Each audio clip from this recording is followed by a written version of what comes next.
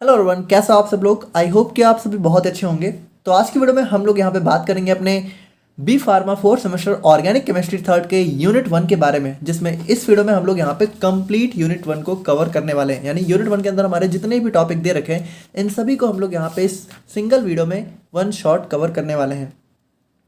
देखिए, यहाँ पे एक छोटा सा पार्ट रहेगा वीडियो का, ठीक है, जो कि बस 2-3 दिन के लिए रहेगा। तो आप लोग चाहो तो स्किप कर सकते हो, बट मुझे कुछ बातें आपसे शेयर करनी थी। बस 2-3 दिन तक ही रहेंगे, उसके बाद ये पार्ट हम रिमूव कर देंगे।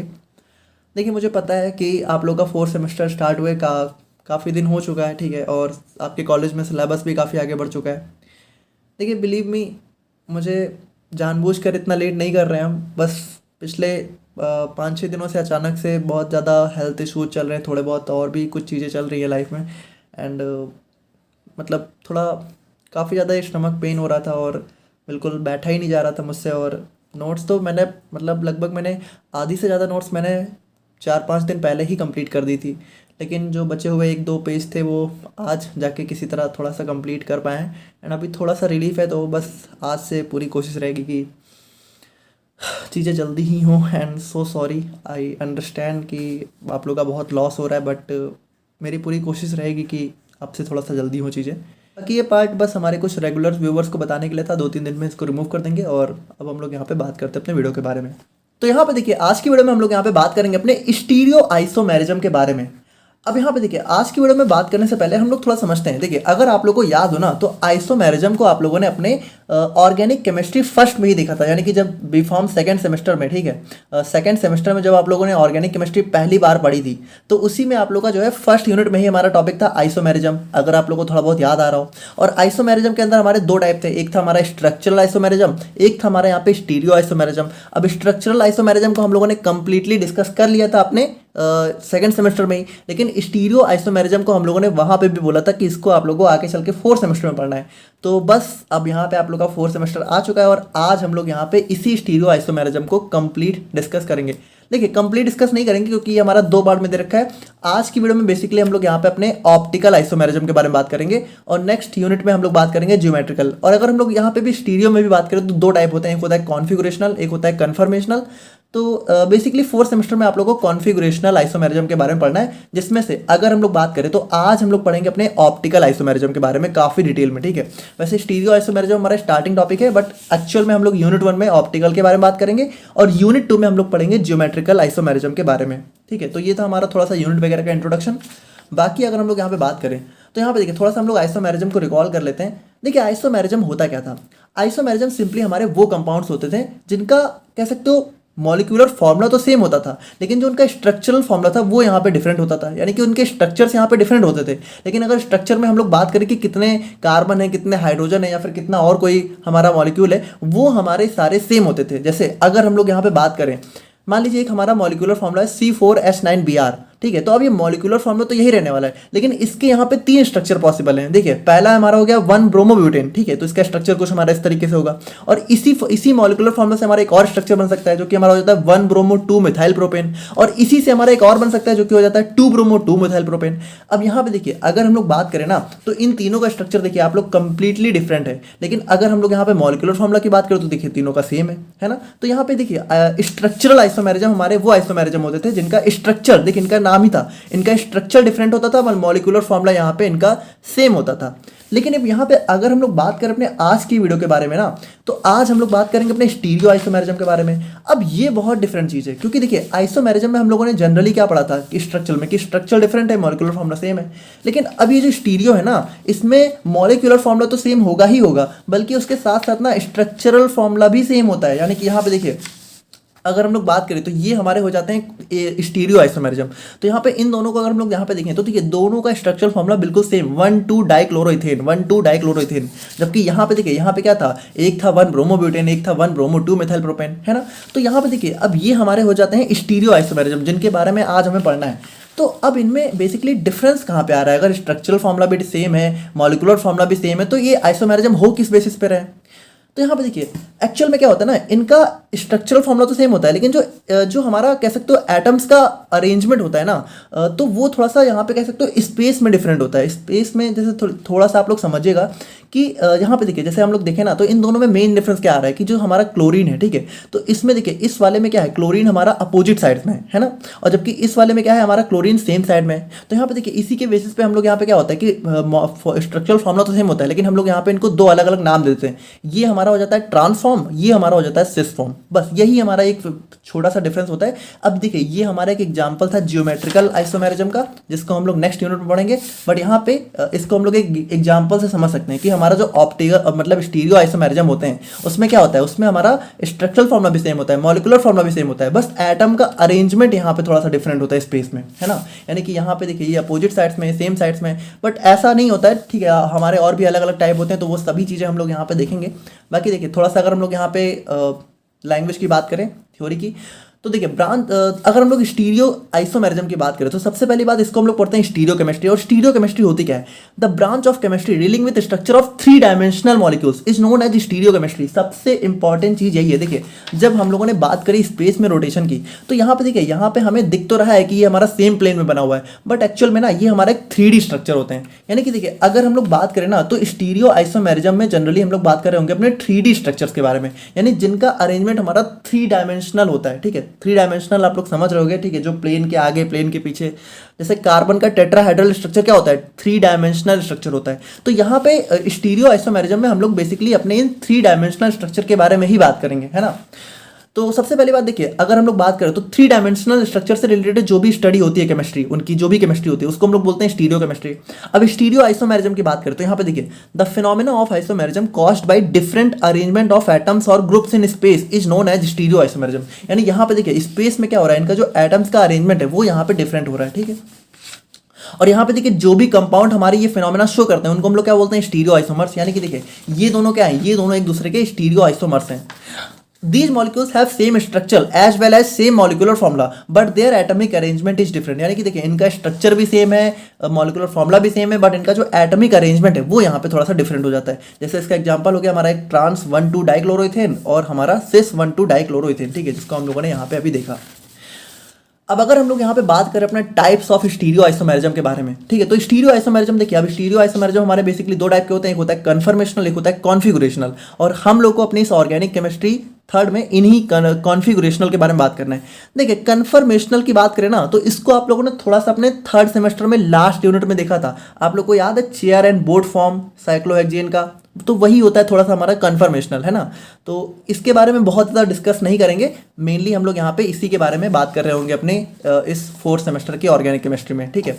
तो ये ऑप्टिकल आप लोग को इसी यूनिट में पढ़ना है जिसको आज हम लोग कंप्लीट कवर करेंगे, और ज्योमेट्रिकल आप लोग को नेक्स्ट यूनिट में पढ़ना है। नाउ अगर हम लोग यहाँ पे बात करें तो देखिए सबसे पहले हम लोग बात करते हैं अपने ऑप्टिकल आइसोमेरिज्म के बारे में। अब देखिए इसको ना आप लोग थोड़ा सा ध्यान से समझिएगा।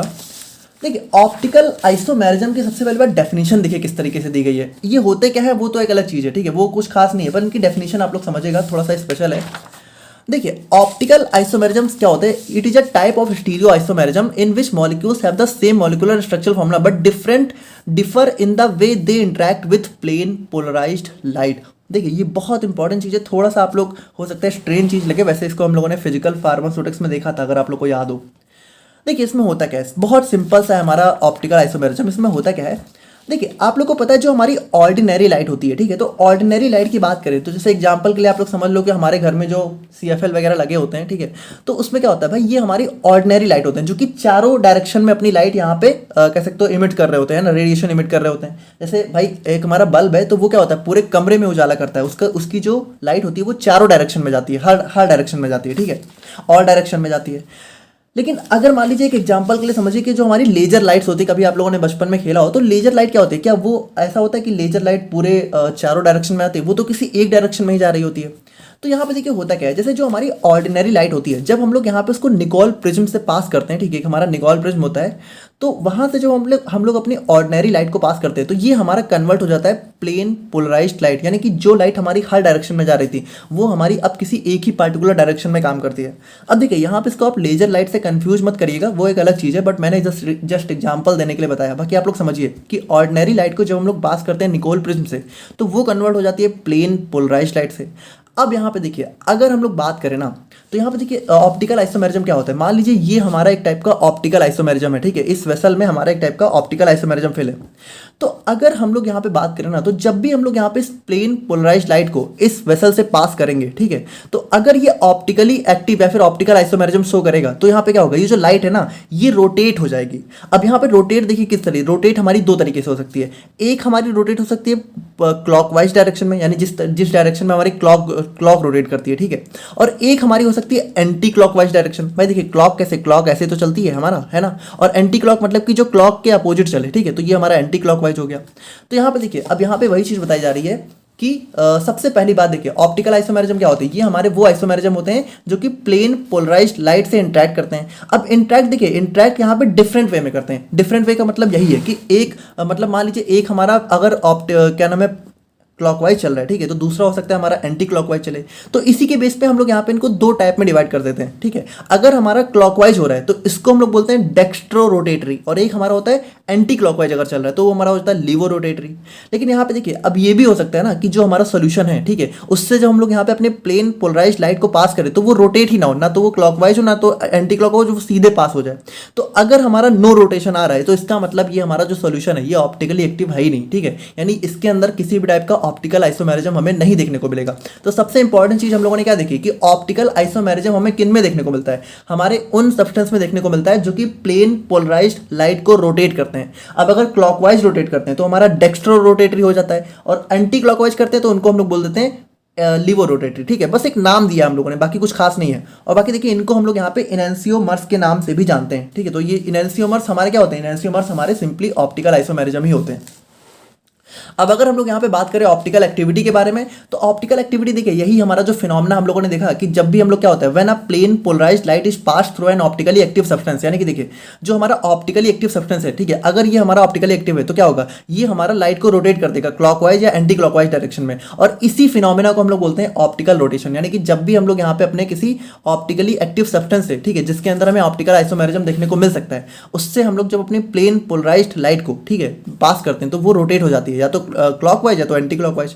The compound showing optical activity are known as optically active compounds. और देखिए जो भी हमारे कंपाउंड्स होते हैं जो कि ऑप्टिकल एक्टिविटी शो करते हैं, यानी अगर हम लोग यहाँ पे किसी भी कंपाउंड से प्लेन पोलराइज्ड लाइट को पास करेंगे और अगर वो लाइट को रोटेट कर दे रहा है, ठीक है, तो वो ऑप्टिकल एक्टिविटी शो करेगा, और जो ऑप्टिकल एक्टिविटी शो करते हैं उनको हम लोग बोलते हैं ऑप्टिकली एक्टिव कंपाउंड्स। बस कुछ खास नहीं है, ठीक है, बहुत सिंपल सिंपल सी चीजें हैं।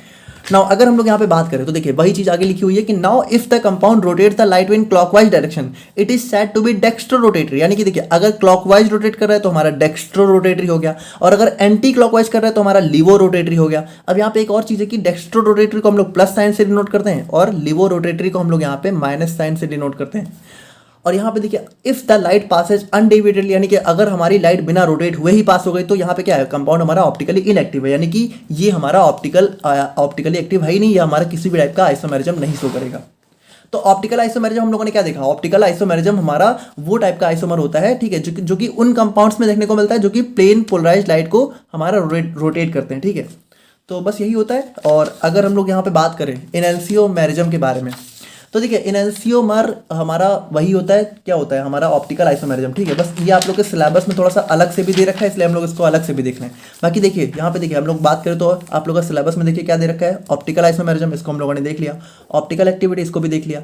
अब यहाँ पे इनैंसियोमेरिज्म अलग से दे रखा है। बाकी ये क्या है, ये हमारा यही ऑप्टिकल आइसोमेरिज्म ही होता है, ठीक है, कुछ अलग से चीज़ नहीं है, बस इसको हम लोग यहाँ पे अलग से देख ले रहे हैं क्योंकि सिलेबस में दिया हुआ है, सेम चीज़ है। तो यहाँ पे देखिए क्या होता है, इनैंसियोमेरिज्म नथिंग बट ऑप्टिकल आइसोमेरिज्म। सबसे पहली बात हमारी यही हो जाती है।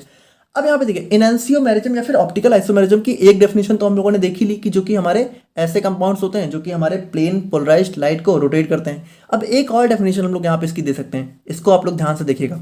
Enantiomerism is a form of stereoisomerism in which molecules exist as non-superimposable mirror image of each other। देखिए ये बहुत इंपॉर्टेंट टर्म है, इसको आप लोग यहाँ पे ध्यान से समझिएगा। देखिए जो हमारे ऑप्टिकल आइसोमर्स होते हैं या फिर कह सकते हो इनैंसियोमर्स होते हैं ना, ये होते क्या है, जब हम लोग यहाँ पे इनकी मिरर इमेज बनाते हैं, ठीक है, तो सबसे पहली बात तो इनकी यहाँ पे जो मिरर इमेज होती है, ठीक है, वो क्या होती है, वो हमारी नॉन सुपर इम्पोजिबल होती है। अब ये नॉन सुपर इम्पोजिबल क्या होता है, इसको आप लोग ध्यान समझिएगा। जैसे देखिए अच्छा एक चीज आप लोग को पता होनी चाहिए मिरर इमेज के लिए कि जो हमारे मिरर होता है, ठीक है, मिरर ये हमारी क्या होता है, ये हमारा इन्वर्टेड इमेज शो करता है। ये चीज़ आप लोग को पता होनी चाहिए। जैसे जब भी आप लोग यहाँ पे मिरर में अपने आप को देखते हो ना, तो जो आपको मिरर में दिखता है ना वो एक्चुअल में आप नहीं हो। देखिए हो तो आप वही, लेकिन आपको अपनी एक इन्वर्टेड इमेज देखने को मिलती है। जैसे इस चीज़ को आप लोगों ने कभी नोटिस किया होगा कि आप लोग जब फ्रंट कैमरे से फोटो लेते हो, ठीक है, सेल्फी लेते हो, तो वो थोड़ी सी आपकी मिरर जैसी आती है, जैसे मिरर में आप अपने आप को देखते हो। लेकिन वहीं जब कोई फोटो आपकी बैक कैमरे से लेता है तो थोड़ी सी डिफरेंट आती है, क्योंकि देखिए बैक कैमरे से जो फोटो आ रही है वो रियल फोटो है, ठीक है, वही है आप, और जो सेल्फी में आप ले रहे हो ना वो आपकी इन्वर्टेड इमेज है। तो थोड़ा सा वो डिफरेंट होती है ना। तो मिरर कहने का मतलब यही है कि मिरर जो होता है वो हर इमेज को इन्वर्टेड शो करता है। अब यहाँ पे देखिए सुपर इम्पोजिबल का मतलब क्या है कि मान लीजिए कोई हमारा ऑब्जेक्ट है और उसकी हम लोग यहाँ पे मिरर इमेज बना रहे हैं। अब जैसे मान लीजिए एक हमारा स्क्वायर है, अब स्क्वायर की अगर हम लोग यहाँ पे मिरर इमेज बनाएंगे तो क्या बनेगी भाई, स्क्वायर की मिरर इमेज हमारी बिल्कुल स्क्वायर की जैसी तो होगी। अब ये इन्वर्टेड होगी, देखिए होगा तो इन्वर्टेड, लेकिन इन्वर्टेड होने के बावजूद भी ये होगा तो स्क्वायर ही है ना, बिल्कुल हमारा इसी तरह की इमेज होगी। तो यहाँ पे देखिए क्या होगा, सुपर इम्पोजिबल का मतलब होता है कि अगर मान लीजिए कोई ऑब्जेक्ट है और उसकी मिरर इमेज को उठा के हम लोग अगर इस ऑब्जेक्ट के ऊपर रखें और अगर ये बिल्कुल हमारा ऑब्जेक्ट गायब हो जाए, ठीक है, अपनी इमेज अपनी मिरर इमेज के अंदर हमारा ऑब्जेक्ट बिल्कुल छिप जाए, तो उसको हम लोग बोलते हैं सुपर इम्पोजिबल। जैसे इस स्क्वायर को हम लोग यहाँ पे इसके ऊपर रखेंगे तो क्या होगा, पूरा हमारा छिप जाएगा, यानी ये सुपर इम्पोजिबल है। लेकिन वहीं पे मान लीजिए अगर हम लोग यहाँ पे इस तरह के ट्रायंगल की मिरर इमेज देखना चाहें, ठीक है, तो ये अगर इस डायरेक्शन में रखा हुआ है तो इसकी मिरर इमेज हमारी कुछ इस तरीके से बनेगी। आप लोग चाहो तो ट्राई करके भी देख सकते हो। तो अब क्या होगा, अब अगर हम लोग इसको यहाँ पे इसके ऊपर रखना चाहें तो क्या ये वाला स्क्वायर, ये वाला ट्रायंगल हमारा गायब हो जाएगा। तो देखिए अगर हम लोग इसको उठा के इसके ऊपर रखेंगे ना तो ये ट्रायंगल हमारा नहीं गायब होगा, बल्कि कुछ इस तरीके से शो होगा। यानी देखिए ये क्या है, ये है हमारा नॉन सुपर इम्पोजिबल। यानी कि देखिए इनकी मिरर इमेज तो है ये, लेकिन अगर हम लोग इस मिरर इमेज को उठा के इसके ऊपर रखेंगे तो ये हमारा गायब नहीं होगा, है ना, ये थोड़ा सा इस तरीके से दिखेगा। जैसे इसको आप लोग यहाँ पे एक और समझिए, जैसे ए लेटर जो होता है, ए लेटर हमारा, ठीक है, तो ए लेटर की जो मिरर इमेज होती है, ठीक है, वो बनती तो इन्वर्टेड है, लेकिन देखिए इन्वर्टेड होने के बावजूद भी ये बिल्कुल सेम ही बनती है, इसी तरह की होती है ना। तो इसको इसके ऊपर रखेंगे तो क्या होगा, सुपर इम्पोजिबल हो जाएगा। लेकिन वहीं जो हमारा बी लेटर है, अगर बी लेटर की मिरर इमेज हम लोग बनाए तो ये हमारी कुछ इस टाइप की बनती है। तो अगर हम लोग इसको इसके ऊपर रखेंगे तो क्या होगा भाई, गायब नहीं होगा, बल्कि हमारा इस टाइप से मतलब थोड़ा सा नॉन सुपर इम्पोजिबल होगा।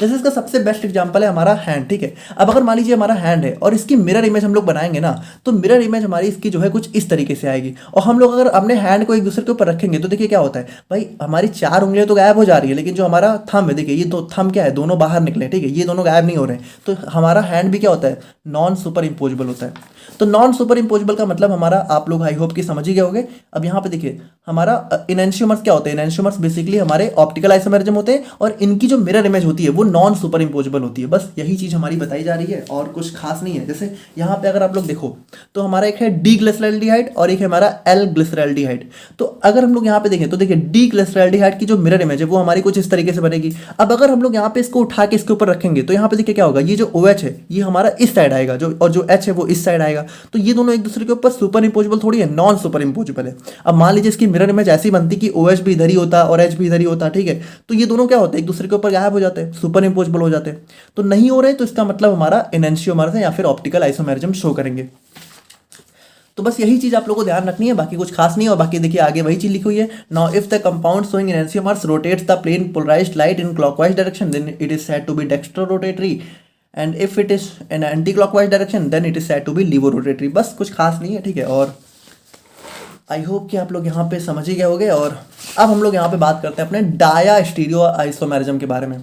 तो यहाँ पे देखिए एनेंशियोमेरिज्म हमारे क्या होते हैं, एनेंशियोमेरिज्म हमारे होते हैं एक टाइप के ऑप्टिकल आइसोमेरिज्म। अब ये डाया स्टीरियो आइसोमेरिज्म क्या होता है, देखिए यहाँ पे कुछ बुक्स में डाया स्टीरियो आइसोमेरिज्म को ऑप्टिकल आइसोमेरिज्म के अंडर में ही क्लासिफाई किया गया है, बट देखिए ये पूरी तरीके से सही नहीं है। इसको हम लोग यहाँ पे ऑप्टिकल आइसोमेरिज्म का टाइप नहीं बोल सकते हैं, ये हमारा स्टीरियो आइसोमेरिज्म का एक टाइप हो जाता है, लेकिन ऑप्टिकल का नहीं होता है। क्योंकि देखिए इसमें क्या होता है, dia stereo isomerism is a type of stereo isomerism where isomers have same molecular formula and connectivity of atoms but are not mirror images of each other and not super imposable.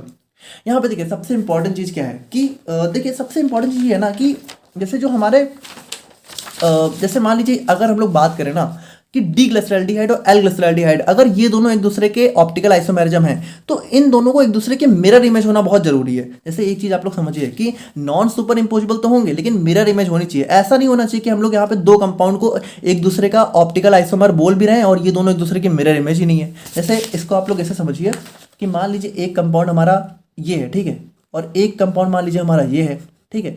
अब अगर हम लोग ये बोलें कि ये दोनों एक दूसरे के क्या है, ऑप्टिकल आइसोमर्स हैं, तो ये पॉसिबल ही नहीं है, क्योंकि देखिए ये दोनों क्या है भाई, ये दोनों एक दूसरे के मिरर इमेज ही नहीं है। लेकिन अगर मान लीजिए हम लोग ये बोलें कि ये जो हमारा स्क्वायर है, ठीक है, तो ये दोनों एक दूसरे के ऑप्टिकल आइसोमर हैं, तो ये भी नहीं है, क्योंकि देखिए ये मिरर इमेज तो है लेकिन ये सुपर इम्पोजेबल है। तो ऑप्टिकल आइसोमर होने के लिए या फिर एनेंशियोमर होने के लिए क्या चाहिए होता है, एनेंशियोमर होने के लिए चाहिए कि हमारा मिरर इमेज भी हो और एक दूसरे के ऊपर नॉन सुपर इम्पोजेबल भी हो। यानी कि देखिए अगर हम लोग इस ट्रायंगल की बात करें तो ये दोनों एक दूसरे के क्या हैं, ये दोनों एक दूसरे के ऑप्टिकल आइसोमर है, क्योंकि ये दोनों एक दूसरे के मिरर इमेज भी हैं और नॉन सुपर इम्पोजेबल भी हैं।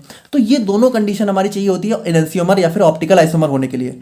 अब यहाँ पे मान लीजिए अगर कोई हमारा कंपाउंड है, ठीक है, वो क्या है कि वो नॉन सुपर इम्पोजेबल तो है, यानी कि एक दूसरे के ऊपर फिट तो नहीं हो रहे हैं, लेकिन एक दूसरे के मिरर इमेज ही नहीं है। जैसे इसको आप लोग ऐसे समझिए कि मान लीजिए हमारा ट्रायंगल है, ठीक है, और ये हमारा एक स्क्वायर है। अब इन दोनों को अगर हम लोग कंपेयर करें तो क्या होगा भाई, ये दोनों एक दूसरे के ऊपर सुपर इम्पोजेबल तो होंगे नहीं। ऐसा तो होगा नहीं कि ट्रायंगल के ऊपर हम लोग यहाँ पे स्क्वायर को ला देंगे तो हमारा ट्रायंगल जो है दिखेगा ही नहीं या फिर अलग से हो जाएगा, है ना। तो यहाँ पे क्या होगा, ये दोनों एक दूसरे के नॉन सुपर इम्पोजेबल तो हैं, लेकिन ये दोनों एक दूसरे के मिरर इमेज ही नहीं है ना। तो यहाँ पे क्या है कि अगर कोई हमारा ऐसा एटम है जो कि एक दूसरे की मिरर इमेज ही ना हो, और नॉन सुपर इम्पोजेबल तो है, चलो वो क्राइटेरिया फॉलो हो रहा है, लेकिन ये मिरर इमेज ही नहीं है, ठीक है, तो ये हमारा हो जाता है diastereo isomer. Unlike enantiomer, diastereo isomer do not have identical physical and chemical properties and often exhibit different melting point, boiling point and reactivity. अब देखिए ये भी हमारा बहुत इंपॉर्टेंट पॉइंट है कि ये जो हमारे एनेंशियोमर्स होते हैं ना, इनकी क्या होते हैं, इनकी जो फिजिकल एंड केमिकल प्रॉपर्टीज है वो भी बिल्कुल सेम होती हैं, मतलब लगभग यहाँ पे इनकी जो फिजिकल और केमिकल प्रॉपर्टीज है वो भी आइडेंटिकल होती हैं बिल्कुल। लेकिन जो हमारे डायस्टीरियो आइसोमर्स हैं ये क्या होते हैं, इनकी जो हमारी फिजिकल और केमिकल प्रॉपर्टीज है ये भी बिल्कुल डिफरेंट होती हैं। क्योंकि देखिए भाई ऑप्टिकल आइसोमर्स क्या थे, ऑप्टिकल आइसोमर्स एक दूसरे की मिरर इमेज थे, है ना। तो ये देखो ये लगभग सेम ही कंपाउंड है, बस यहाँ पे रोटेट अलग हो गए हैं। लेकिन डायस्टीरियो आइसोमर्स क्या है, ये कंप्लीटली डिफरेंट है। जैसे एक ट्रायंगल है मान लीजिए, तो एक हमारा स्क्वायर है, अब इन दोनों की फिजिकल और केमिकल प्रॉपर्टी सेम थोड़ी हो सकती है, बिल्कुल डिफरेंट होगी। तो यहाँ पे वही चीज लिखी हुई है। जैसे यहाँ पे अगर हम लोग बात करें तो यहाँ पे हमारे पास कंपाउंड आ जाते हैं डी थ्रेओस और डी इरिथ्रोस, है ना। तो यहाँ पे देखिए अब ये दोनों ना तो एक दूसरे की मिरर इमेज है, ना तो सुपर इम्पोजेबल है, तो ये हमारा हो जाता है डायस्टीरियो आइसोमर। अब यहाँ पे देखिए अगर हम लोग बात करें अपने डिफरेंस बिटवीन एनेंशियोमर्स और डायस्टीरियो आइसोमर्स के बारे में, तो देखिए सबसे पहली बात हमारा नंबर ऑफ कायरल सेंटर। अब यहाँ पे ये बहुत इंपॉर्टेंट चीज़ है कि आप लोग इसको भी समझिएगा कि हमारा कायरल सेंटर का क्या, देखिए एक हमारा होता है कायरल सेंटर, नहीं आप लोग सिंपली समझिए हमारा कायरल कार्बन, ठीक है। तो कायरल कार्बन देखिए हमारा क्या होता है बेसिकली, देखिए कोई भी हमारा ऐसा कार्बन जिससे हमारे 4 अलग अलग एटम जुड़े हों, ठीक है, तो उनको उस कार्बन को हम लोग बोलते हैं कायरल कार्बन। जैसे जनरली क्या होता है, जनरली हम लोग यहाँ पे कार्बन को ऐसे डिनोट करते हैं कि हमारा 4 हाइड्रोजन जुड़े हुए हैं, ठीक है। तो ये हमारा क्या है, ये हमारा कायरल कार्बन नहीं है। लेकिन अगर मान लीजिए कोई हमारा ऐसा कार्बन है कि एक तरफ हमारा OH ग्रुप जुड़ा हुआ है, एक हमारा Cl जुड़ा हुआ है, एक हमारा Br जुड़ा हुआ है, एक हमारा हाइड्रोजन जुड़ा हुआ है। अब देखिए अब इस कार्बन क्या है, इस कार्बन पे हमारे 4 अलग अलग ग्रुप जुड़े हुए हैं, तो ये हमारा क्या हो जाता है, ये हमारा हो जाता है कायरल कार्बन, ठीक है, कायरल कार्बन। और इसी कायरल कार्बन को हम लोग यहाँ पे कायरल सेंटर भी बोल सकते हैं, कायरल सेंटर, ठीक है। और इसी को हम लोग यहाँ पे एसिमेट्रिक कार्बन भी बोल सकते हैं। तो यहाँ पे देखिए हमारे 3 नाम निकल के आ जाते हैं, क्या, पहला आ जाता है कायरल कार्बन, ये भी सेम चीज, कायरल सेंटर सेम चीज, असिमेट्रिक कार्बन सेम चीज, ठीक है। तो यहाँ पे देखिए यहाँ पे क्या बोला जा रहा है कि जो हमारे एनेंशियोमर होते हैं ना, इसमें जो हमारे कायरल सेंटर होते हैं, यानी कि जो नंबर ऑफ कायरल कार्बन होंगे वो एक ही होगा, यानी एक ही कायरल कार्बन हमें एनेंशियोमर में देखने को मिलेगा। अगर हमारा कोई, जैसे हम लोगों ने अभी एग्जांपल देखा था एनेंशियोमर का, ठीक, ग्लिसरैल्डिहाइड। तो यहाँ पे आप लोग देखिए जैसे जो हमारा ग्लिसरैल्डिहाइड था, तो यहाँ पे क्या था भाई, ये देखिए ये हमारा एक ही कायरल कार्बन तो हमें दिख रहा है, और ये देखिए ये हमारा कायरल कार्बन है, यानी कि देखिए चारों ग्रुप हमारे बिल्कुल अलग अलग हैं, है ना। तो सबसे पहली बात कायरल कार्बन होना चाहिए और हमारा एक ही होता है एनेंशियोमर में।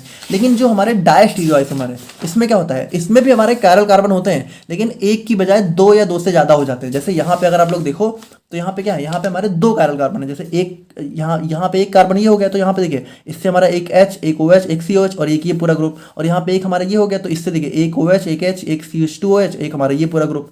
तो यहाँ पे 2 कायरल कार्बन हमें देखने को मिल जा रहे हैं हमारे डायस्टीरियो आइसोमर में।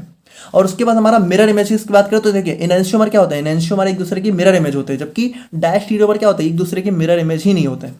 उसके बाद देखिए सुपर इम्पोजिशन की बात करें तो हमारे एनेंशियोमर क्या होते हैं, देखिए ये भी एक दूसरे के नॉन सुपर इम्पोजेबल होते हैं और ये भी नॉन सुपर इम्पोजेबल होते हैं। बस फर्क ये होता है कि ये मिरर इमेज होते हुए भी नॉन सुपर इम्पोजेबल होते हैं, और ये तो मिरर इमेज ही नहीं होते, सुपर इम्पोजेबल कहाँ से होंगे। और फिजिकल प्रॉपर्टीज की बात करें तो यहाँ पे देखिए ये हमारी सेम होती है इसके अंदर, और इसके अंदर डिफरेंट होती है। केमिकल प्रॉपर्टीज भी हमारी सेम होती है एनेंशियोमर में, इसमें डिफरेंट होती है, ठीक है।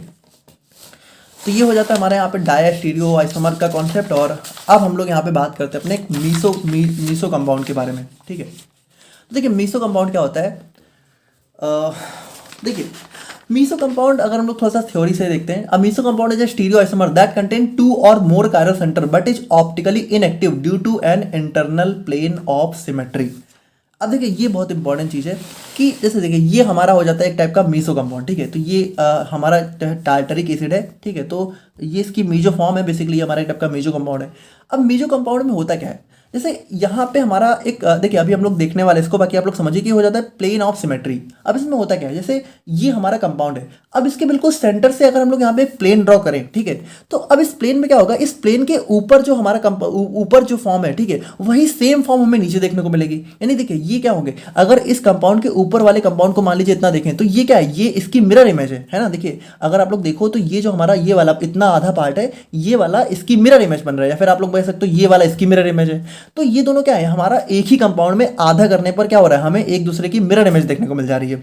और जब मिरर इमेज मिल जाती है तो क्या होता है, एक हमारा कह सकते हो एल फॉर्म हो जाता है, एक हमारा डी फॉर्म हो जाता है। और ये दोनों मिलके क्या होते हैं, ये दोनों जैसे आप लोग समझिए कि हम लोगों ने देखा था कि जो डेक्स्ट्रो रोटेटरी होता है उसको हम लोग प्लस से डिनोट करते हैं और लीवो रोटेटरी को माइनस से। अब माइनस प्लस मिलके क्या होता है भाई, माइनस प्लस मिलके तो हमारा जीरो हो जाता है, न्यूट्रल हो जाता है। जैसे भाई -5 और +5 मिलके क्या बनाएगा, जीरो बना देगा, है ना। तो यहाँ पे देखिए वही हो जाता है कि एक हमारा कह सकते हो थोड़ा सा डेक्स्ट्रो रोटेटरी की तरह काम करने लगता है, एक हमारा लीवो रोटेटरी की तरह, और ये दोनों मिलके एक दूसरे को कैंसिल करके हमारा जो है कह सकते हो ऑप्टिकल रोटेशन ही खत्म कर देते हैं। यानी कि देखिए भाई डेक्स्ट्रो वाला क्या कर रहा था, क्लॉकवाइज, और लीवो वाला एंटी क्लॉकवाइज। अब ये दोनों मिलके क्या होता है, ये दोनों मिलके एक दूसरे को कैंसिल आउट कर देते हैं और हमारा जो है नो रोटेशन देखने को मिल जाता है। और नो रोटेशन पे हम लोगों ने क्या देखा, हमारा कंपाउंड ऑप्टिकली इनएक्टिव हो जाता है। तो मीजो कंपाउंड हमारा वही दिया हुआ है कि हमारा इसके अंदर 2 या 2 से ज़्यादा कायरल सेंटर होते हैं, लेकिन ये हमारा ऑप्टिकली इनएक्टिव होता है क्योंकि इसके अंदर हमें एक इंटरनल प्लेन ऑफ सिमेट्री देखने को मिलता है। अब meso compound can be divided into 2 symmetrical halves making 1 half a mirror image of each other. यानी कि देखिए हम लोग इसको 2 सिमेट्रिकल यानी बिल्कुल सेम दिखने वाले हाफ में डिवाइड कर सकते हैं और एक हमारा मिरर इमेज हो जाता है दूसरे की।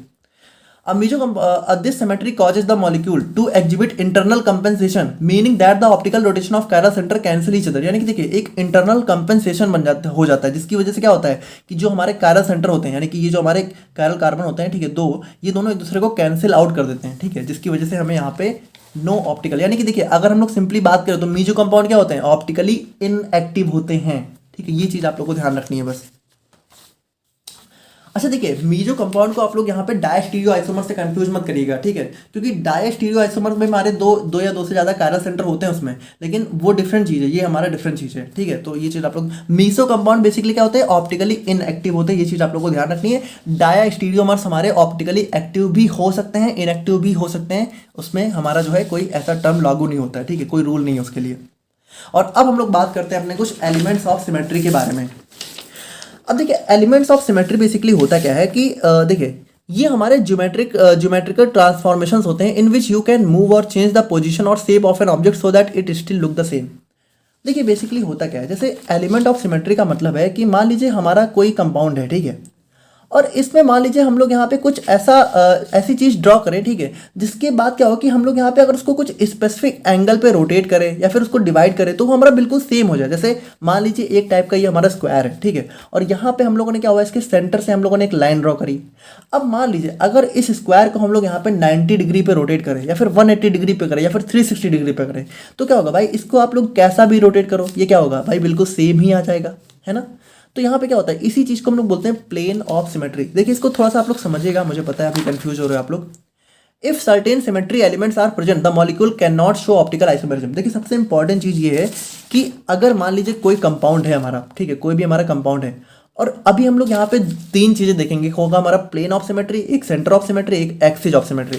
अगर इन तीनों में से कोई भी हमारा जो है इस जो हमारा एक पार्टिकुलर कंपाउंड है, मान लीजिए एक्स हमारा कंपाउंड है और इसमें हम लोगों ने चेक किया कि हमारा centre of symmetry, plane of symmetry या फिर एक्सिस ऑफ सिमेट्री तो नहीं प्रेजेंट है, अगर प्रेजेंट हुआ तो इसका मतलब ये हमारा ऑप्टिकल आइसोमर नहीं हो सकता, ठीक है, यानी ये ऑप्टिकल आइसोमेरिज्म नहीं शो करेगा। ये चीज़ आप लोगों को ध्यान रखनी है, ठीक है। तो सबसे पहले हम लोग बात करते हैं प्लेन ऑफ सिमेट्री के बारे में। देखिए प्लेन ऑफ सिमेट्री क्या होता है, A plane of symmetry is an imaginary flat line that divides a molecule or object into 2 mirror images halves। यानी कि देखिए बेसिकली हम लोग बात करें तो मान लीजिए अगर हमारा कोई भी कंपाउंड हमारा दिया हुआ है, ठीक है, मान लीजिए कोई भी कंपाउंड हमारा दिया हुआ है, और अगर हम लोग यहाँ पे कोई इमेजिनरी लाइन ड्रॉ करेंगे कहीं से भी, चाहे हम लोग यहाँ से भी ड्रॉ कर सकते हैं, हम लोग यहाँ से भी ड्रॉ कर सकते हैं, ठीक है, वो डिपेंड करेगा, जरूरी नहीं कि हर जगह से हो। अगर किसी भी एक जगह से भी हम लोग कोई ऐसी लाइन ड्रॉ कर पाए, ठीक है, जिसके बाद क्या हो कि हमारा जो कंपाउंड है वो दो बराबर हाफ में डिवाइड हो जाए, तो उसको हम लोग बोलते हैं प्लेन ऑफ सिमेट्री। और अगर हमें किसी भी कंपाउंड में प्लेन ऑफ सिमेट्री मिल रहा है, इसका मतलब क्या है, इसका मतलब वो कंपाउंड हमारा ऑप्टिकली इनएक्टिव होगा। और यही चीज हम लोगों ने अभी मीसो कंपाउंड में देखी थी, ठीक है, यहाँ पे क्या था, प्लेन ऑफ सिमेट्री, यानी यहाँ पे इस कंपाउंड के बीच में जब हम लोगों ने एक इमेजिनरी लाइन ड्रॉ करी तो क्या हुआ, ये हमारा दो बराबर हाफ में डिवाइड हो गया, जिसकी वजह से क्या हुआ, ये हमारा कंपाउंड जो है ऑप्टिकली इनएक्टिव हो जाता है। तो इसी तरीके से अगर हमारा कोई भी कंपाउंड हो, अगर उसमें हम लोग यहाँ पे प्लेन ऑफ सिमेट्री बना पा रहे हैं कहीं से भी, ठीक है, तो वो हमारा ऑप्टिकली इनएक्टिव हो जाता है। अब यहाँ पे देखिए इंपॉर्टेंट चीज क्या है, if you fold the object along this plane the both sides would match perfectly. यानी कि देखिए अब भाई यहाँ पे अगर मान लीजिए इस वाले हाफ को हम लोग इसको फोल्ड करके इसके ऊपर रखें तो क्या होगा, ये बिल्कुल इसके ऊपर फिट हो जाएगा, है ना, ये बिल्कुल इसके ऊपर हमारा यहाँ पे अलाइन हो जाएगा। In optical isomerism if a molecule has a plane of symmetry it means the molecule is achiral. यानी कि देखिए वही चीज़ है कि अगर हमारा किसी भी मॉलिक्यूल में हमें जो है प्लेन ऑफ सिमेट्री दिखने को मिल गई, इसका मतलब वो एकाइरल है। देखिए एकाइरल हो या फिर कह सकते हो ऑप्टिकली इनएक्टिव हो, सेम चीज़ें हो जाती हैं, यानी कि वो ऑप्टिकल आइसोमेरिज्म नहीं शो कर सकता है, ठीक है। जैसे मान लीजिए हमारे एक टाइप का कंपाउंड है, अगर हम लोगों ने यहाँ पे इस वाली लाइन की बात करें तो देखिए इस लाइन के बाद क्या होगा, ये और ये बिल्कुल सेम बराबर हाफ में डिवाइड हो जा रहे हैं, इसका मतलब ये हमारा ऑप्टिकल एक्टिव नहीं हो सकता। और उसके बाद एक हमारा आता है सेंटर ऑफ सिमेट्री।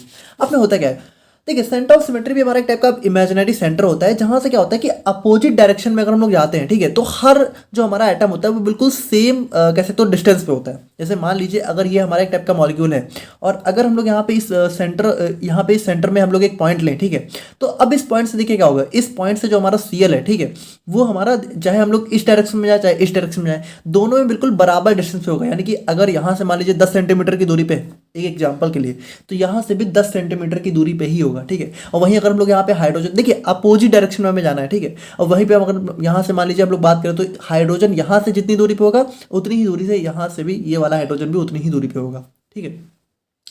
तो वही चीज़ें where every part has an identical counter part in the opposite direction at the same distance, यानी कि हर एक का काउंटर पार्ट होता है, यानी कि यहाँ पे सीएल है तो अपोजिट डायरेक्शन में भी सेम डिस्टेंस में हमारा सीएल होगा। इफ अ मॉलिक्यूल है centre of symmetry it can not be chiral. और यहाँ पे भी देखिए वही चीज़ है कि मान लीजिए ये हमारा मॉलिक्यूल है, तो अगर इसमें सेंटर ऑफ सिमेट्री मिल गया तो हमारा कायरल मॉलिक्यूल नहीं हो सकता। और एक्सिस ऑफ सिमेट्री की बात करें तो यहाँ पे देखिए थोड़ा बहुत ही हमारा प्लेन ऑफ सिमेट्री जैसा ही होता है। बेसिकली होता क्या है, देखिए ये हमारी एक इमेजिनरी लाइन होती है जहाँ से हम लोग यहाँ पे अगर ऑब्जेक्ट को किसी स्पेसिफिक एंगल पे रोटेट करें तो वो बिल्कुल सेम ही दिखे।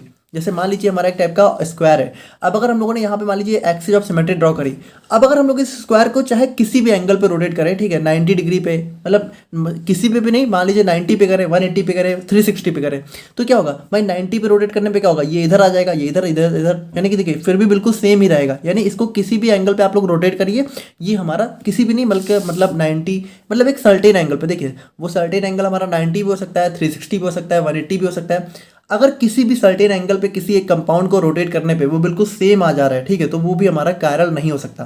यानी कि देखिए यही चीज़ है कि हमारा कायरल या फिर कह सकते हो ऑप्टिकली एक्टिव होने के लिए हमारा ये जितने भी एलिमेंट ऑफ सिमेट्री हम लोगों ने देखे ये सारे नहीं प्रेजेंट होने चाहिए, है ना। तो ये चीज़ आप लोग ध्यान रखिएगा। अभी तक हम लोगों ने देखिए क्या क्या देखा, ऑप्टिकल आइसोमेरिज्म देखा, ऑप्टिकल एक्टिविटी देखा, एनेंशियोमेरिज्म देखा, डायस्टीरियो आइसोमर देखा, मीसो कंपाउंड देखा, एलिमेंट ऑफ सिमेट्री देखा। अब हम लोग बात करते हैं कायरल और अकायरल मॉलिक्यूल के बारे में, जो कि हम लोगों ने ऑलरेडी देख ही लिया है। देखिए सिंपल सी बात है, कायरल मतलब कि हमारा देखिए सबसे पहली बात तो कायरल मतलब जिसके अंदर हमारे 4 डिफरेंट एटम बॉन्डेड होते हैं कार्बन एटम से। बाकी हम लोग यहाँ पे इसको और भी बोल सकते हैं कि a molecule is chiral if it can not be super imposed on it's mirror image, यानी कि इसकी मिरर इमेज में सुपर इम्पोजेबल नहीं होता है, just like left and right hands, ठीक है।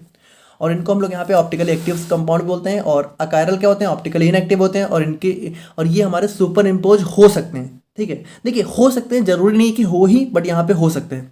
और यहाँ पे इनके अंदर देखिए सबसे इंपॉर्टेंट चीज़ क्या है कि अकायरल के अंदर हमें जो है एक प्लेन ऑफ सिमेट्री या फिर सेंटर ऑफ सिमेट्री या फिर कुछ भी एलिमेंट ऑफ सिमेट्री देखने को मिलता है। तो ये थे हमारे यहाँ पे ऑप्टिकल आइसोमेरिज्म का एक बेसिक इंट्रोडक्शन। अब हम लोग यहाँ पे बात करते हैं नॉमेनक्लेचर ऑफ ऑप्टिकल आइसोमेरिज्म के बारे में, ठीक है। तो यहाँ पे देखिए हमारे 2 टाइप के नॉमेनक्लेचर सिस्टम दिए हुए हैं, एक हमारा डीएल सिस्टम है, एक है हमारा यहाँ पे आरएस सिस्टम। तो अब ये क्या है, देखिए ये दोनों हमारे ऐसे सिस्टम हैं जो कि हमारा कह सकते हो नाम देते हैं। जैसे मान लीजिए अगर 2 ऑप्टिकल आइसोमर हैं तो उनको हम लोग यहाँ पे नाम कैसे देंगे, ठीक है। तो उनको हम लोग यहाँ पे इस तरीके से नाम देते हैं, या तो हम लोग डीएल बोलते हैं या तो आरएस बोलते हैं। जैसे इसको आप लोग सिंपली समझिए कि जैसे थोड़ा सा सिंपल रखने के लिए हम लोग यहाँ पे इसको समझते हैं। जैसे मान लीजिए हमारा एक टाइप का स्क्वायर है, ठीक है, और ये मान लीजिए हमारा दूसरा, ये भी इसका मिरर इमेज है, ठीक है। देखिए ये तो हमारा पैरेलल नहीं हो सकता। मान लीजिए ये हमारा एक ट्रायंगल है, ठीक है, और ये हमारा एक ट्रायंगल है। अब ये दोनों क्या है, ये दोनों मान लीजिए एक दूसरे के ऑप्टिकल आइसोमर है। तो हमें भाई देखिए ये दोनों हैं तो मतलब मिरर इमेज, लेकिन है तो अलग ना, क्योंकि ये अलग है, ये अलग है। तो हम लोग इसको नाम कैसे देंगे? तो इसको हम लोग क्या हो सकता है, इसको हम लोग मान लीजिए अगर हम लोगों ने इसको डी बोला है तो इसको हम लोग एल बोल सकते हैं, या फिर एक और होता है आर एस सिस्टम, अगर हम लोगों ने इसको आर बोला है तो हम लोग इसको एस बोल सकते हैं। लेकिन अब ये आर एस कैसे बोलते हैं, डी एल कैसे बोलते हैं, उसके लिए कुछ रूल्स होते हैं। और सबसे इंपॉर्टेंट चीज़ क्या है कि देखिए अभी हम लोगों ने एक टर्म देखा था डेक्स्ट्रो रोटेटरी, ठीक है, डेक्स्ट्रो रोटेटरी, और एक टर्म देखा था लीवो रोटेटरी, ठीक है। तो डेक्स्ट्रो रोटेटरी का मतलब क्या होता था, जो कि हमारा क्लॉकवाइज डायरेक्शन में हमारी लाइट को रोटेट करते हैं, प्लेन पोलराइज लाइट को। और लीवो रोटेटरी मतलब हमारे ऐसे ऑप्टिकल आइसोमर जो कि कह सकते हो एंटी क्लॉकवाइज रोटेट करते हैं। अब यहाँ पे देखिए इंपॉर्टेंट चीज़ क्या है कि ये जो हम लोग अभी यहाँ पे डीएल सिस्टम देखने वाले हैं ना, इनका जो है इस डेक्स्ट्रो लीवो से कोई लेना देना नहीं है। देखिए मुझे पता है आप लोगों के दिमाग में आ सकता है कि ये डीएल सिस्टम का मतलब यही होगा डेक्स्ट्रो लिवो, नहीं, बिल्कुल नहीं। डेक्स्ट्रो रोटेटरी और लिवो रोटेटरी, देखिए इसको हम लोग यहाँ पे स्मॉल डी और स्मॉल एल से डिनोट कर सकते हैं। ये बिल्कुल अलग चीज़ है। ये हमारा क्या हो, ये हमारा सिर्फ ये दर्शाता है कि जो भी हमारा ऑप्टिकल आइसोमर है वो हमारा किसी प्लेन पोलराइज्ड लाइट को क्लॉकवाइज रोटेट करेगा या फिर एंटी क्लॉकवाइज रोटेट करेगा, उसका हमारा इस डी एल से कोई लेना देना नहीं है। यहाँ पे ये हमारा एक अलग टाइप का नॉमेनक्लेचर सिस्टम है, और इसमें देखिए हम लोग क्या करते हैं, इसमें हमारे कुछ रूल्स होते हैं, उनको हमें फॉलो करना होता है। जैसे कि सबसे पहले हम लोग यहाँ पे बात करते हैं कि सबसे पहला रूल हमारा आता है draw the Fischer projection structure. अब ये हमारा क्या चीज़ है, इसको आप लोग ध्यान से समझिएगा।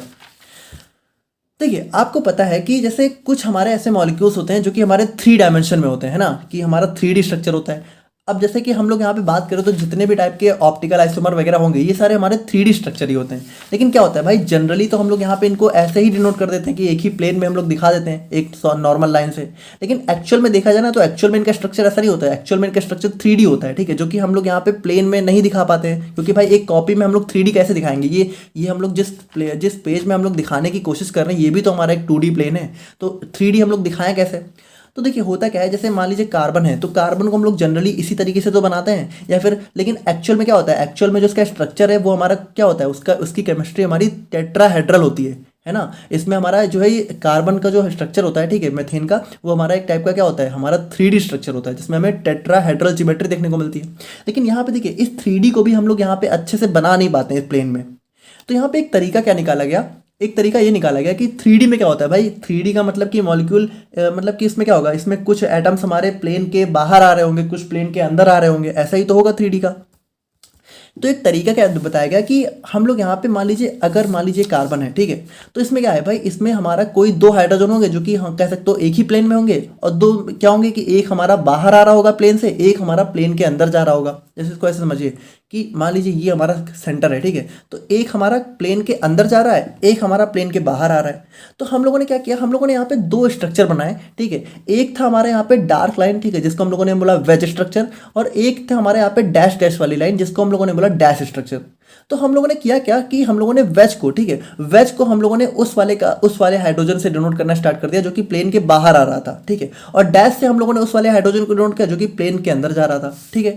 तो यहाँ पे देखिए ये हमारा जो है कुछ इस टाइप का स्ट्रक्चर अगर हम लोग बनाएं तो इसको हम लोग यहाँ पे 3D बना सकते हैं, क्योंकि देखिए अब हमें यहाँ पे पता चल रहा है कि अच्छा देखिए ये जो डार्क वाली लाइन है इसका मतलब है कि प्लेन के बाहर आ रहा है, और जो डैश वाली लाइन है इसका मतलब कि प्लेन के अंदर जा रहा है।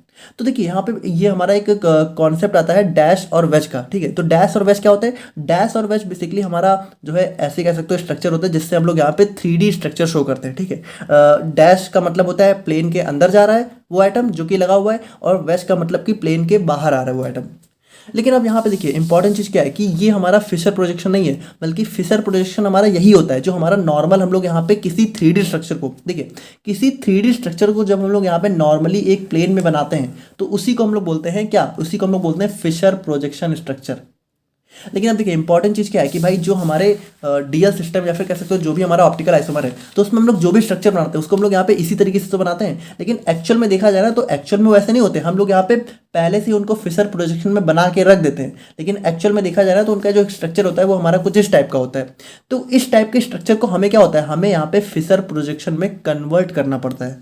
तो अगर देखिए यहाँ पे जो पहला स्टेप दिया हुआ है, draw the Fischer projection for the given molecule, अगर ये हमें कब करना है, ये हमें तभी करना है जब हमारे पास कुछ इस टाइप का स्ट्रक्चर हो। अगर हमारे पास ऑलरेडी फिशर प्रोजेक्शन स्ट्रक्चर है, फिशर प्रोजेक्शन का सिंपल सा मतलब यही है कि हमारा जो प्लेन वाला स्ट्रक्चर है, ठीक है, अगर ये ऑलरेडी है तो हमें कुछ नहीं करना है। लेकिन अगर मान लीजिए इस टाइप का स्ट्रक्चर है तो हमें इसे कन्वर्ट करना होगा अपने फिशर प्रोजेक्शन में।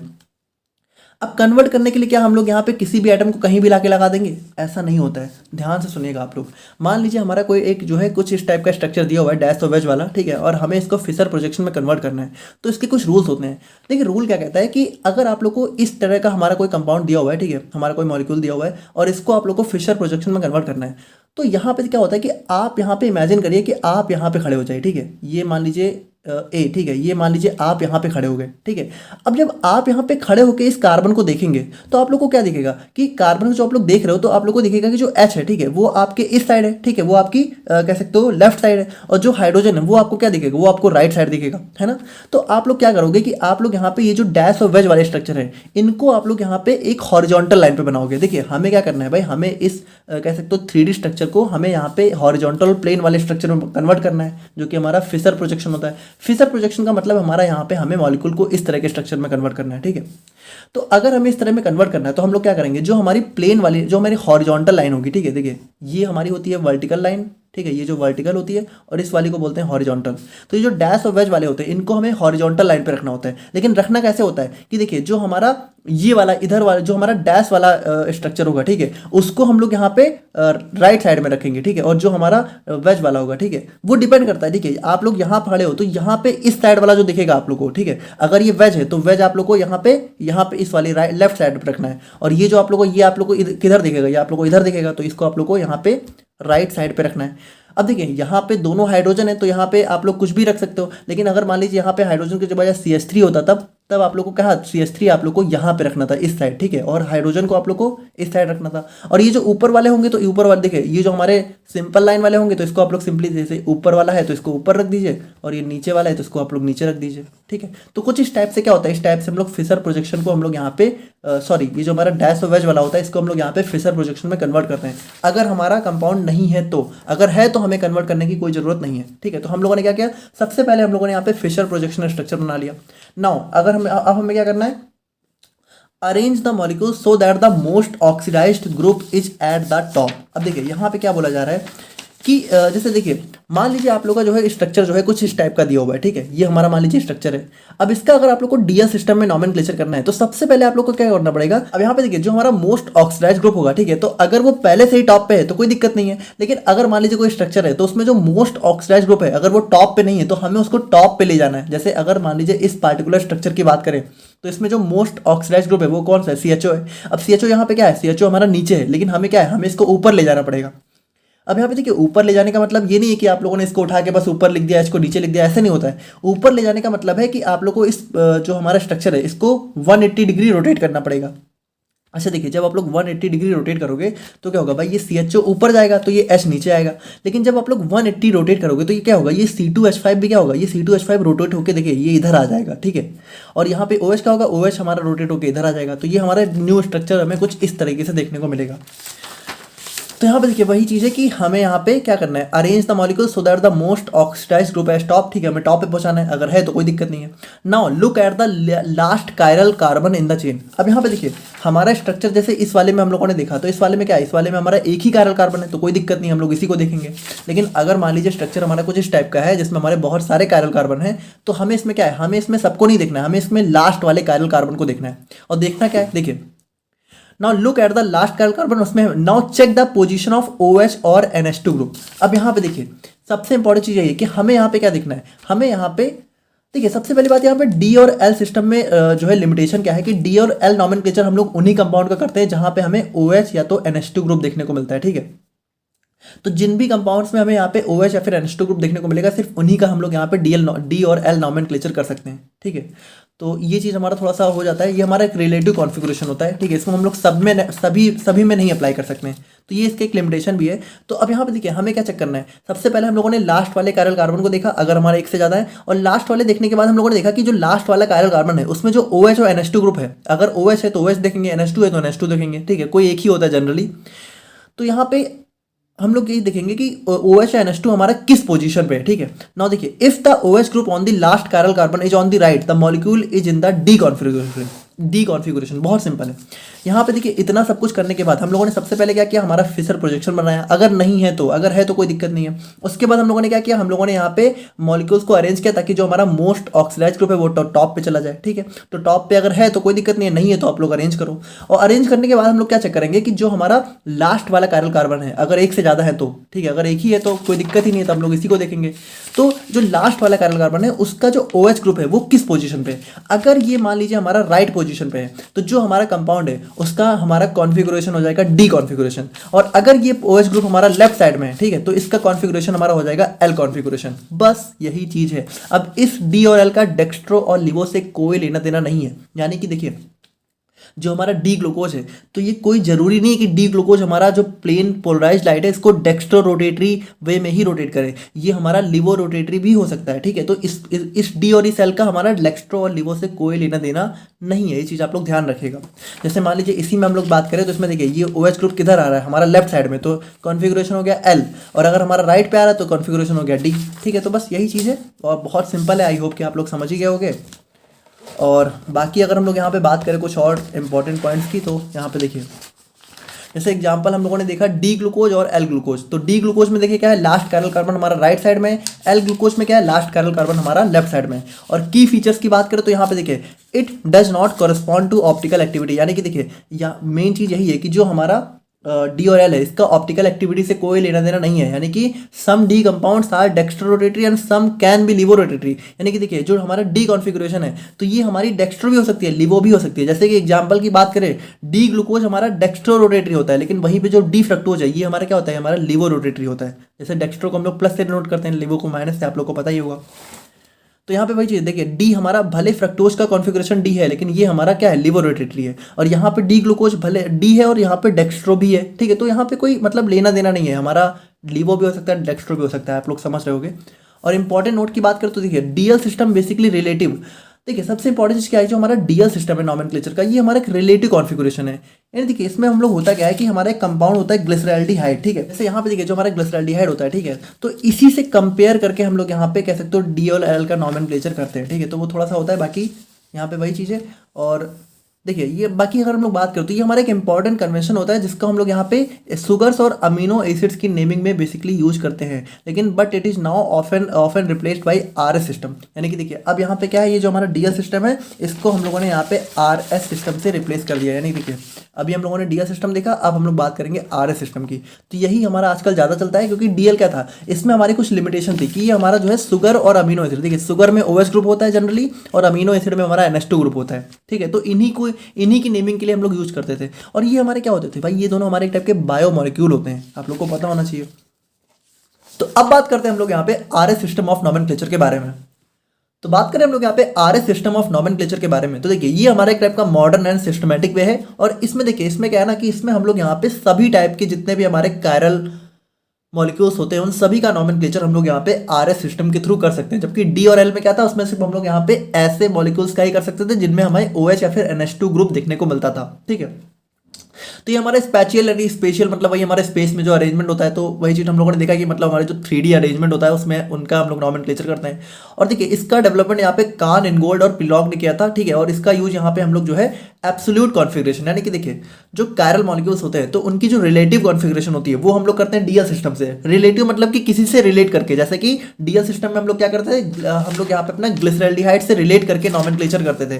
लेकिन RS में हम लोग यहाँ पे कुछ भी रिलेट नहीं करते, एब्सोल्यूट नॉमेनक्लेचर करते हैं। Unlike the DL system which is specific to sugars and amino acids, the RS system can be applied to all chiral compound. ठीक है, तो ये हमारी इसकी एक बहुत ही स्पेशल खासियत हो जाती है।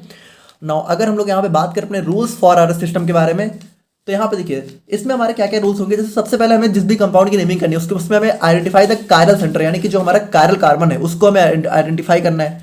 तो जैसे मान लीजिए हमारा एक टाइप का कंपाउंड है, तो इसमें हमारा भाई एक ही कार्बन है, तो ये हमारा कायरल कार्बन हो गया। Now assign priorities based on atomic number. अब देखिए ये बहुत इंपॉर्टेंट चीज इसमें होता है कि आरएस सिस्टम हम लोग करते क्या है कि हम लोग यहाँ पे नंबरिंग करते हैं। और नंबरिंग करते कैसे हैं, हम लोग पहला नंबर उस एटम को देते हैं जो कि मतलब कि जिसका हमारा एटॉमिक वेट सबसे ज्यादा होता है, ठीक है, मतलब एटॉमिक नंबर जो है सबसे ज्यादा जिसका होता है उसको हम लोग पहला नंबर देते हैं। उसके बाद दूसरा जो उसके बाद होता है, ठीक है। तो इस तरीके से मान लीजिए अगर हम लोग इस वाले मॉलिक्यूल को देखें तो सबसे हाई एटॉमिक नंबर किसका है, हमारा क्लोरीन का है, ठीक है। उसके बाद हमारा फिर ऑक्सीजन का है, उसके बाद हमारे यहाँ पे फिर CH3 आ जाता है, ठीक है, थर्ड नंबर। और फोर्थ नंबर पे हमारा आ जाएगा हाइड्रोजन। तो यहाँ पे क्या करेंगे हम लोग, यहाँ पे नंबरिंग करेंगे।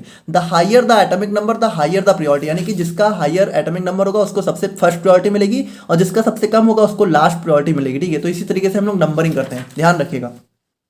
जैसे एग्जाम्पल की बात करें तो हमारा Br सबसे ज्यादा हो गया, Cl, मतलब यही सारे ग्रुप जनरली हमें देखने को मिलते हैं। तो मान लीजिए ये सारे ग्रुप हैं, तो Br अगर मान लीजिए है तो Br को सबसे पहला नंबर देंगे, फिर क्लोरीन है उसको दूसरा, ठीक है, ऑक्सीजन है तीसरा। तो इस तरीके से हम लोग यहाँ पे नंबरिंग कर सकते हैं एटॉमिक नंबर पे। अब देखिए बहुत इंपॉर्टेंट चीज है, if the first atom in the two group is the same look at the next atom in the chain until a difference is found. अब देखिए जैसे कि मान लीजिए यहाँ पे क्या है कि जैसे ये वाला जो हमारा मॉलिक्यूल है इसमें क्या है, इसमें तो सारे ही अलग अलग है। जैसे ये हमारा ऑक्सीजन है, ये हमारा कार्बन है, क्लोरीन है, हाइड्रोजन है। मान लीजिए कोई केस हमारा कुछ इस टाइप का हो जाए कि जैसे मान लीजिए ये वाला केस हो जाए, ठीक है, कि ये हमारा यहाँ पे भी कार्बन आ रहा है और यहाँ पे भी कार्बन आ रहा है। अब आप लोग नंबरिंग कैसे करोगे, तो यहाँ पे देखिए कार्बन अगर आ रहा है तो उसके बाद हम लोग नेक्स्ट वाला हम लोग एटम देखते हैं। तो कार्बन के बाद यहाँ पे क्या आ रहा है, हाइड्रोजन, और यहाँ पे क्या आ रहा है, हाइड्रोजन, तो यहाँ पे ये भी सेम है। लेकिन यहाँ पे देखिए कार्बन हाइड्रोजन के बाद यहाँ पे क्या आ रहा है, ऑक्सीजन, और ऑक्सीजन का मॉलिक्यूल एटॉमिक नंबर क्या होता है, हाई होता है। तो अगर मान लीजिए इन दोनों में हमें नंबरिंग करनी हो तो हम लोग पहला नंबर इसको देंगे, दूसरा नंबर हम लोग इसको देंगे, ठीक है। मतलब कि इस तरीके का अगर हमारा केस आ जा रहा है जहाँ पे दो एटम सेम हो जा रहे हैं तो हम लोग उसका नेक्स्ट वाला एटम देखते हैं। अब यहाँ पे देखिए एक इंपॉर्टेंट चीज ये भी हो जाती है कि जो हमारा डबल बॉन्ड और ट्रिपल बॉन्ड है उनको हम लोग ऐसा ट्रीट करते हैं कि जो हमारा एटम है, ठीक है, वो डुप्लीकेटेड या फिर ट्रिप्लीकेटेड, यानी कि देखिए मान लीजिए अगर कोई हमारा डबल बॉन्ड आ जा रहा है, C डबल बॉन्ड हो, तो उसको हम लोग ऐसा मानते हैं कि हमारा ये कार्बन जो है 2 बार जाके इसका ऑक्सीजन से जुड़ा हुआ है, ठीक है। तो वो चीज हम लोग देख लेते हैं। और बाकी देखिए the lowest priority group should be on vertical line.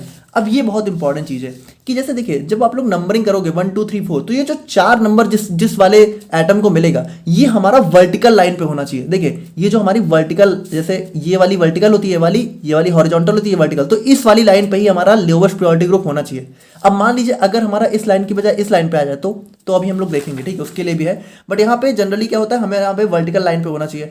अब यहाँ पे देखिए ये सारी चीजें करने के बाद, यानी कि आप लोगों ने नंबरिंग कर दी और हमारा हाइड्रोजन भी वर्टिकल लाइन पे, ये सारी चीजें अगर हो गई तो अब हम लोग क्या करेंगे, अब हम लोग यहाँ पे नंबर जो है अपनी कह सकते हो हम लोग एक जो है एरो ड्रॉ करेंगे 1 2 3 से होते हुए, ठीक है। फोर्थ नंबर को हमें ध्यान नहीं रखना है, फोर्थ चाहे जहां पे आए, 1 2 3 पे हम लोग क्या करेंगे, एरो घुमाएंगे, ठीक है, कि 1 से 2 2 से 3 होता हुआ एरो जाए। अब आप एक बात बताइए कि अगर हमें यहाँ पे एरो घुमाना है, ठीक है, 1 2 3 होते हुए, तो हम लोग इधर से चलेंगे कि इधर से, भाई इधर से ही तो चलेंगे क्योंकि इधर से चलने पे हमारा 3 पहले आ जा रहा है। तो हम लोग एरो बनाएंगे तो हमारा एरो जो है कुछ इस टाइप का बनेगा, राइट। अब ये एरो देखिए, अब ये एरो किस डायरेक्शन में बन रहा है, ये एरो बन रहा है हमारा यहाँ पे क्लॉकवाइज डायरेक्शन में। भाई क्लॉक ऐसे ही तो चलती है। तो अब यहाँ पे देखिए अगर हम लोग यहाँ पे एरो बनाएंगे प्रायोरिटी 1 2 3 से, अगर हमारा एरो जो है क्लॉकवाइज डायरेक्शन में होता है तो उस कॉन्फ़िगरेशन को हम लोग बोल देंगे R, सिंपल सी बात है। और अगर हमारा एरो जो है एंटी क्लॉकवाइज बनता है तो उस कॉन्फ़िगरेशन को हम लोग बोल देंगे S। बस इतना सिंपल सा इसमें हमें करना है, ठीक है। R हमारा रेक्टस हो जाता है, S हमारा सिनिस्टर हो जाता है, ठीक है। जैसे कि यहाँ पे आप लोग देख सकते हो कि हमारा जो है 2 क्लोरोब्यूटेनॉल है, तो हम लोगों ने यहाँ पे जब इसकी कॉन्फ़िगरेशन चेक करी तो हमारा क्लॉकवाइज आ रहा है, तो इसका नाम हो गया R2 क्लोरोब्यूटेनॉल, ठीक है। तो बस यही करना है और कुछ खास नहीं है। अब यहाँ पे देखिए स्पेशल केस की बात करते हैं। जैसा कि हम लोगों ने अभी देखा कि हमारा जो लोवेस्ट प्रायोरिटी ग्रुप है वो हमारा वर्टिकल लाइन पे होना चाहिए, लेकिन अब मान लीजिए वर्टिकल लाइन पे ना होके हमारा हॉरिजॉन्टल लाइन पे आ जाए, तो जैसे इस वाले केस में आप लोग देखिए कि ये जो हमारा ग्रुप है, ठीक है, इसमें क्या है, इसमें जो हमारा लोवेस्ट प्रायोरिटी ग्रुप है यानी हाइड्रोजन है, ये हमारा हॉरिजॉन्टल लाइन पे। तब हम लोग क्या करेंगे, भाई देखिए आप लोगों को करना कुछ नहीं है, आप लोगों को सेम वही चीजें करनी है। आप लोगों को सबसे पहले प्रायोरिटी असाइन करनी है, ठीक है, फिर अपना एरो घुमाना है 1 2 3 से। अब यहाँ पे इंपॉर्टेंट चीज क्या है कि एरो जो भी आएगा, ठीक है, आपको जस्ट उल्टा कर देना है। यानी देखिए अगर एरो एंटी क्लॉकवाइज आ रहा है तो एंटी क्लॉकवाइज हमारा क्या होता है, एस होता है, लेकिन आप लोग को एस नहीं लिखना है, आप लोग को उसको आर कर देना है। और यही एरो अगर हमारा क्लॉकवाइज आता है तो क्लॉकवाइज आने पे क्या होता है, आर होता है, लेकिन आप लोग को आर आता है ना तो एस कर देना है। यानी जो आ रहा है, जो अपीयर हो रहा है, उसका जस्ट उल्टा आप लोग को लिख देना है, ठीक है। तो ये हमारा जैसे देखिए ये हमारा है तो एंटी क्लॉकवाइज और होना चाहिए था इसको एस लैक्टिक एसिड, लेकिन चूंकि यहाँ पे हॉरिजॉन्टल लाइन पे हमारा लोवेस्ट प्रायोरिटी ग्रुप आ रहा है इसलिए हम लोग इसको लिखेंगे आर लैक्टिक एसिड। बस इतना सिंपल सा आप लोग को करना है, ठीक है। और उसके बाद अगर हम लोग यहाँ पे इंपॉर्टेंस की बात करें तो देखिए भाई ये हमारा एक यूनिवर्सल सिस्टम है जो कि हमारे हर कायरल मॉलिक्यूल पे अप्लाई होता है, ठीक है, नॉट जस्ट बायोमॉलिक्यूल्स। क्योंकि देखिए अभी तक हम लोगों ने देखा वो सारे हमारे बायोमॉलिक्यूल्स थे, जैसे कि हमारा NH2OH ग्रुप हमारे जो है बायोमॉलिक्यूल्स में ही देखने को मिलता है generally. It provides an absolute configuration rather than a relative one, ठीक है, तो ये हमारा एब्सोल्यूट कॉन्फिगरेशन प्रोवाइड करता है।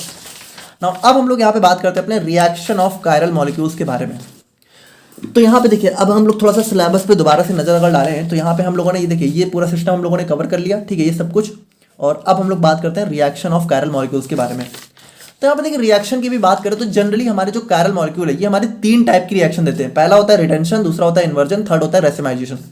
तो देखिए बहुत सिंपल है रिटेंशन। देखिए रिटेंशन का मतलब क्या होता है, रिटेंशन का मतलब होता है बचा लेना, ठीक है, अपने पास रख लेना, रिटेन कर लेना। तो यहाँ पे देखिए बचा लेने का मतलब क्या है, रिटेंशन का मतलब है कि मान लीजिए कोई मॉलिक्यूल है उसके ऊपर कोई रिएक्शन हो रही है, ठीक है, तो वो जिस कॉन्फ़िगरेशन में था वो उसी कॉन्फ़िगरेशन में रिएक्शन के बाद भी अगर रहता है तो वो हमारी हो जाती है रिटेंशन रिएक्शन। जैसे कि यहाँ पे अगर आप लोग देखो तो ये हमारा क्या था R2 क्लोरोब्यूटेन। अब जब हम लोगों ने इसकी रिएक्शन यहाँ पे NaOH के साथ कराई, ठीक है, तो ये कन्वर्ट हो गया 2 ब्यूटेनॉल में। देखिए हमारा कंपाउंड मॉलिक्यूल तो चेंज हो गया लेकिन यहाँ पे कॉन्फ़िगरेशन सेम ही है, यानी ये भी R था और ये भी R ही है। Retention reaction refers to a reaction where the configuration of chiral centre remains the same after the reaction, means stereochemistry of chiral molecule is retain, यानी इसकी जो स्टीरियोकेमिस्ट्री है वो हमारी बच जाती है, रिटेन हो जाती है। और देखिए आप लोगों ने सेकंड सेमेस्टर में एक रिएक्शन पढ़ी थी, आप लोगों को याद होनी चाहिए, SN1 और SN2 रिएक्शन, ठीक है। तो ये जो SN1 और SN2 रिएक्शन है ना, यही सारी हमारी जो है रिटेंशन हमारे कायरल मॉलिक्यूल्स में देखने को मिलती है। तो देखिए अगर रिटेंशन रिएक्शन हो रही है तो इसका मतलब कि हमें SN1 रिएक्शन देखने को मिल रही है, ठीक है। नाउ अगर हम लोग यहाँ पे बात करें अपने जो है इन्वर्जन रिएक्शन के बारे में, तो इन्वर्जन में देखिए इन्वर्जन का मतलब होता है उल्टा हो जाना, इन्वर्ट हो जाना, ठीक है। तो इन्वर्जन में क्या होगा, हमारा जो कॉन्फ़िगरेशन होगी वो बिल्कुल जस्ट उल्टी हो जाएगी, यानी R है तो S हो जाएगी, S है तो R हो जाएगी। जैसे देखिए an inversion reaction in a chiral molecule refers to the process where the configuration of chiral centre is reverse after the reaction, यानी रिवर्स हो जाती है। और ये हमारी कौन सी होती है, हमारी SN2 रिएक्शन होती है। हम लोगों ने इसको SN2 में डिस्कस किया था, आप लोग को डिटेल में जानना हो तो आप वहां पे जाके देख सकते हो। बाकी इसमें बेसिकली होता क्या है कि जो हमारा OH है ना, ये हमारा कह सकते हो सामने से ना जाके बल्कि पीछे से अटैक करता है, ठीक है। जैसे मान लीजिए हमारा Br है, ठीक है, तो ये यहाँ पे क्या करेगा, ये OH यहाँ पे इस Br को रिप्लेस करेगा। देखिए SN1 SN2 होती है substitution reaction, nucleophilic substitution reaction. तो यहाँ पे देखिए हमारा न्यूक्लियोफाइल क्या करता है, हमारा सब्स्टिट्यूट करता है। तो न्यूक्लियोफाइल होता है OH, ये OH क्या करेगा, Br को सब्स्टिट्यूट करेगा। लेकिन देखिए सब्स्टिट्यूट तो करेगा, लेकिन ये सब्स्टिट्यूट होने के बाद क्या होगा, इसकी पूरी हमारी इन्वर्जन चेंज, मतलब ये इन्वर्ट हो जाएगी। जैसे यहाँ पे देखिए यहाँ पे क्या है, जो भी चीजें इस साइड है वो हमारी इस साइड हो गई हैं, और यहाँ पे Br देखिए Br इस साइड लगा हुआ था, जबकि OH क्या हुआ, OH जाके इस साइड लगा हुआ है। तो यहाँ पे देखिए यहाँ पे आप लोग को हो सकता है समझ में ना आया, लेकिन अगर इसी फिशर प्रोजेक्शन का आप लोग यहाँ पे जो है इस वाले डैश वेज का आप लोग फिशर प्रोजेक्शन बनाओगे, ठीक है, तो ये आप लोग को कुछ इस तरीके से देखने को मिलेगा। जैसे आप लोग अगर देखो तो जैसे मैंने आप लोग को बताया था कि अगर हमें फिशर प्रोजेक्शन बनाना है तो हमें यहाँ पे खड़े हो जाना है, और यहाँ पे खड़े होने के बाद क्या होगा, ये CH3 हमें जो है इन दोनों को हमें क्या होता है, हमें हॉरिजॉन्टल लाइन पे बनाना होता है। तो यहाँ पे खड़े होने के बाद क्या होगा, CH3 आपको जो है राइट साइड दिखेगा, लेफ्ट साइड दिखेगा, और H हमारा राइट साइड दिखेगा। तो यहाँ पे देखिए इसको हम लोगों ने क्या, CH3 को लेफ्ट बना लिया, H को राइट बना लिया। और वहीं पे अगर यहाँ पे आप लोग देखो तो यहाँ पे खड़े होने के बाद क्या लगेगा कि H हमारा लेफ्ट राइट पे और CH3 हमारा राइट पे, तो हम लोगों ने इसको ऐसे बना लिया। बाकी देखिए C2H5 ऊपर है तो ये चीज़ तो हम लोगों ने सिंपली बना ली है, ठीक है। और ये हमारा जैसे यहाँ पे इसको भी हम लोगों ने बना लिया। अब अगर आप लोग यहाँ पे देखो तो जो ये वाला पहला वाला मॉलिक्यूल था, जब इसकी आप लोग नंबरिंग करोगे तो देखिए इसकी नंबरिंग होगी 1 2 3, और जब एरो बनाओगे तो कैसा बनेगा भाई, एरो बनाओगे तो क्लॉकवाइज बनेगा, और क्लॉकवाइज बनेगा तो क्या नेम हो जाएगा, R2 ब्रोमोब्यूटेन। लेकिन जब हम लोगों ने यहाँ पे इसकी रिएक्शन कराई तो जो हमें मॉलिक्यूल मिला 2 ब्यूटेनॉल, ये क्या है देखिए। अब अगर आप लोग यहाँ पे बनाओ तो 1 2 3, यानी यहाँ पे एरो कैसा बनेगा, एंटी क्लॉकवाइज। तो ये क्या हो गया, S कॉन्फिगरेशन हो गई है ना। तो यहाँ पे कॉन्फिगरेशन हमारी यहाँ पे इन्वर्जन रिएक्शन में चेंज हो जाती है, और ये हमारी होती है SN2 रिएक्शन। और देखिए थर्ड हमारी आ जाती है रेसमाइजेशन या फिर रेसमिक मॉडिफिकेशन। अब इसको आप लोग थोड़ा सा ध्यान से समझिएगा। देखिए जैसा कि आप लोग को पता है कि जैसे मान लीजिए कि एक हमारा R कॉन्फ़िगरेशन वाला मॉलिक्यूल है, ठीक है, R कॉन्फ़िगरेशन वाला है, ठीक है, और एक मान लीजिए हमारा S कॉन्फ़िगरेशन वाला है। तो ये देखिए ये दोनों क्या होते हैं, ये दोनों एक दूसरे के जस्ट उल्टे होते हैं ना, मतलब कि देखिए ऑप्टिकली एक्टिव दोनों होते हैं लेकिन ये दोनों क्या होते हैं, एक दूसरे के जस्ट अपोजिट होते हैं। अब अगर मान लीजिए कोई ऐसा मॉलिक्यूल हम लोग बनाए हैं, ठीक है, कोई ऐसा मॉलिक्यूल बनाए हम लोग जो है जिसमें 50% हमारा आर हो और 50% ही हमारा एस हो। अब क्या होगा भाई, अगर 50% आर होगा 50% एस होगा तो ये दोनों क्या होगा, ये दोनों एक दूसरे को यहाँ पे कह सकते हो कैंसिल आउट कर देंगे, ठीक है, कैंसिल आउट ईच अदर। और इसकी वजह से क्या होगा, जो हमारा मॉलिक्यूल होगा ना वो हमारा ऑप्टिकली इनएक्टिव हो जाएगा। तो रेसिमिक मिक्सचर में क्या होता है, रेसिमिक मिक्सचर में बेसिकली हमारी जो रिएक्शन होती है, ठीक है, तो यहाँ पे देखिए जैसे अभी अभी हम लोगों ने सबसे पहले देखा था हमारे यहाँ पे रिटेंशन। तो रिटेंशन में क्या होता है, रिटेंशन में देखिए जो OH है ना ये हमारा सामने से अटैक करता है, ठीक है, तो सामने से अटैक करने पे क्या होता है, हमारी जो कह सकते हो स्टीरियो केमिस्ट्री है वो रिटेन हो जाती है। अगर हमारा यही OH जो है बैक साइड से अटैक करता है तो हमारा क्या होता है, कंपाउंड इन्वर्ट हो जाता है। लेकिन अगर ये जो OH है ये सामने से भी अटैक करे और बैक से भी अटैक करे, ठीक है, बराबर बराबर, तो क्या होगा भाई, हमें जो है दोनों कंपाउंड देखने को मिलेंगे, यानी कि 50% हमें यहाँ पे R2 ब्यूटेनॉल देखने को मिलेगा और 50% हमारे H2 ब्यूटेनॉल मिलेगा। तो इस टाइप के हमारी रिएक्शन को ही क्या बोलते हैं हम लोग यहाँ पे रेसमिक मॉडिफिकेशन या फिर रेसमाइजेशन बोलते हैं। यानी इसमें देखिए क्या होता है, racemization is a process in which an optically active compound converts into a racemic mixture which contains equal amounts of both enantiomer, यानी कि ये R और S का दोनों का इक्वल अमाउंट कंटेन करता है। एक चीज समझिए, मान लीजिए अगर इसमें से कोई मेजर कोई माइनर होता तब ये ऑप्टिकली इनएक्टिव नहीं होता, ठीक है, तब ये रेसमिक मिक्सचर नहीं होता। हो सकता है कि ये दोनों बन रहा हो, लेकिन अगर मान लीजिए R2 ब्यूटेनॉल 70% बन जाए, ये 30 बन जाए, तब नहीं होगा। ये दोनों जब 50-50 बनेंगे तभी हमारा क्या बनेगा, रेसमिक मिक्सचर, ठीक है। Since the two enantiomer rotate the light in opposite direction the net optical activity becomes zero. और ये दोनों क्या होंगे, ये दोनों हमारी लाइट को बिल्कुल अपोजिट डायरेक्शन में रोटेट करेंगे, यानी कि एक हमारा अगर डेक्स्ट्रो रोटेटरी होगा तो एक हमारा लिवो रोटेटरी होगा, जिसकी वजह से हमारा जो है ऑप्टिकल इनएक्टिविटी हमारी जीरो आ जाएगी, ठीक है। तो यहाँ पे देखिए हम लोगों ने रिएक्शन ऑफ कायरल मॉलिक्यूल्स देखा और हम लोगों ने रेसमिक मॉडिफिकेशन भी डिस्कस किया। अब हम लोग बात करेंगे अपने रेजोल्यूशन ऑफ रेसमिक मिक्सचर के बारे में। तो यहाँ पे देखिए रेजोल्यूशन ऑफ रेसमिक मिक्सचर की बात करें तो इसमें बेसिकली हम लोग करते क्या है, देखिए हम लोगों ने अभी देखा कि जो हमारा रेसमिक मिक्सचर होता है, ठीक है, तो रेसमिक मिक्सचर में क्या होता है भाई, जो हमारा रेसमिक मिक्सचर होता है इसमें हमें क्या होता है, इसमें हमें 50% एस देखने को मिलता है, ठीक है, और 50% हमारा आर देखने को मिलता है। तो अगर मान लीजिए कोई हमारा ऐसा रेसमिक मिक्सचर हो, अब क्या हो कि अब अगर हमें यहाँ पे इस एस और आर को इस रेसमिक मिक्सचर से अलग अलग करके निकालना हो तो उस प्रोसेस को हम लोग बोलते हैं रेजोल्यूशन। यानी देखिए resolution of racemic mixture refers to the process of separating a racemic mixture. यानी इसमें हम लोग क्या करते हैं, इसमें हम लोग यहाँ पे इन दोनों को सेपरेट करते हैं, ठीक है, and into its individual optically active component. और देखिए भाई एक बार अगर हम लोगों ने सेपरेट कर दिया तो जो कंपाउंड हमें मिलेगा वो क्या होगा, वो ऑप्टिकली एक्टिव होगा, क्योंकि देखिए ये दोनों थे ऑप्टिकली एक्टिव, लेकिन जब ये दोनों मिल के बराबर बराबर अमाउंट में तो जो हमें रिजल्टेंट मिला वो मिला इन ऑप्टिकली इनएक्टिव। लेकिन अगर हम लोग इन दोनों को दोबारा से अलग कर लेंगे तो हमें दोबारा से ऑप्टिकली एक्टिव कंपाउंड्स मिल जाएंगे। अब देखिए इसके हमारे बहुत अलग अलग टेक्निक होती है, जैसे सबसे पहला आ जाता है मैकेनिकल सेपरेशन।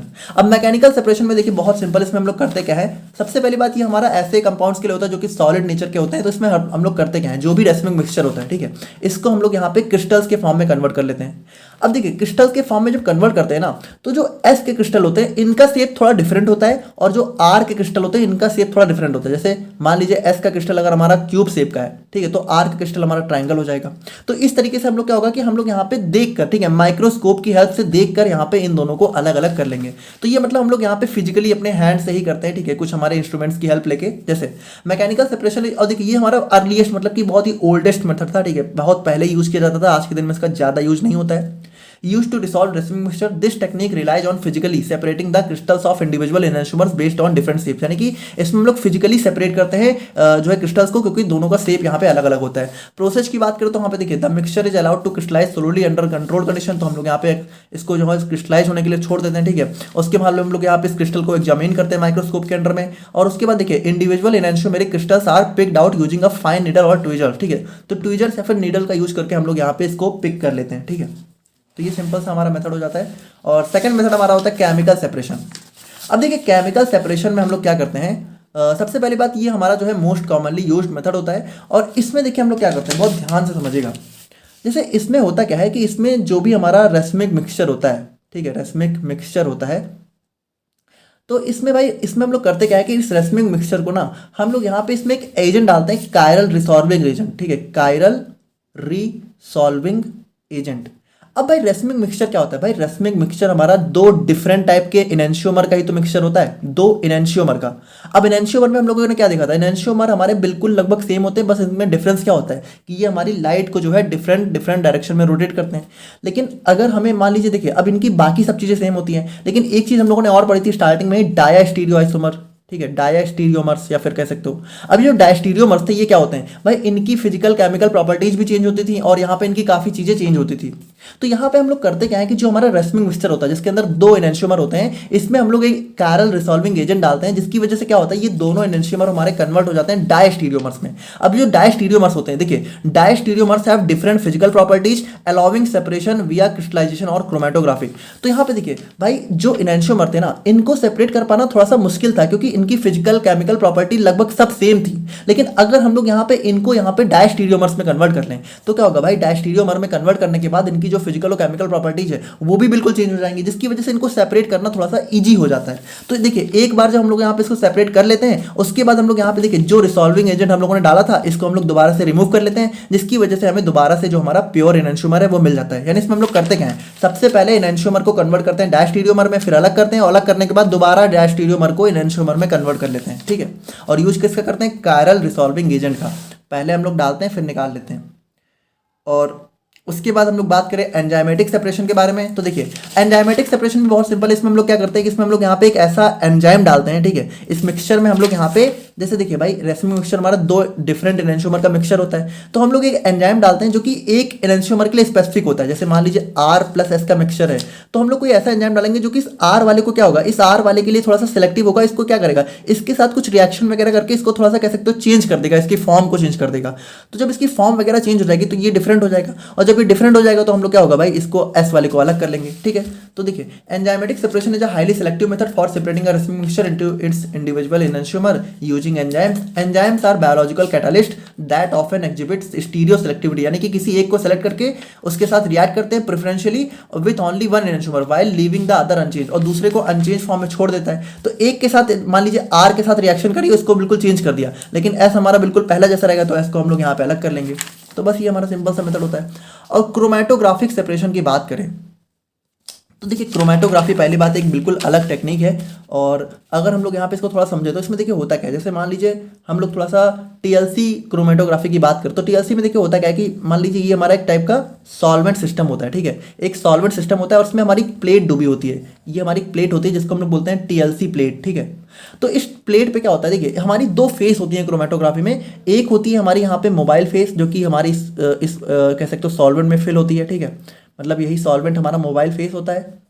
और एक हमारी यहाँ पे देखिए एक हमारी होती है स्टेशनरी फेस, ठीक है, स्टेशनरी फेस जो कि हमारी इस टीएलसी प्लेट पे लगी होती है, इस प्लेट पे क्या लगी होती है, स्टेशनरी फेस, और इस वाले कंटेनर में क्या होता है हमारा मोबाइल फेस। तो हम लोग करते क्या है, हम लोग यहाँ पे अपना जो है कह सकते हो जो भी एनेंशियोमर है उसको हम लोग डालते हैं। अब इसमें से देखिए एक एनेंशियोमर क्या होता है, एक एनेंशियोमर हमारा इस स्टेशनरी फेस के साथ कह सकते हो जो है ज़्यादा स्टिक हो जाता है, ठीक है, रुक जाता है, और एक क्या होता है, एक हमारे इस मोबाइल फेस के साथ ज़्यादा सॉल्युबल होता है, ठीक है, तो वो हमारा इसके साथ मूव हो जाता है। तो देखिए जो मोबाइल फेस के साथ होगा वो उसको हम लोग अलग कर लेंगे, जो स्टेशनरी फेस के साथ होगा उसको हम लोग अलग कर लेंगे। तो इस तरीके से हम लोग यहाँ पे उनकी बाइंडिंग कैपेसिटी के हिसाब से, ठीक है, जो स्ट्रांगली बाइंड होगा हमारा जो है कायरल स्टेशनरी फेस से, मतलब यहाँ पे देखिए जो हमारी स्टेशनरी फेस होगी उसको हम लोग यहाँ पे ऐसा अप्लाई करते हैं कि हमारा कायरल स्टेशनरी फेस होता है, तो जो वाले जो इससे बाइंड हो जाएगा वो अलग हो जाएगा, और जो नहीं बाइंड होगा उसको हम लोग अलग कर लेंगे। तो इस तरीके से हम लोग यहाँ पे जो है क्रोमेटोग्राफिक टेक्निक का यूज करते हैं। तो ये थे हमारे यहाँ पे reactions and resolution of chiral molecules, और अब हम लोग यहाँ पे फाइनली बात करते हैं अपने लास्ट टॉपिक के बारे में जो कि हमारा एसिमेट्रिक सिंथेसिस।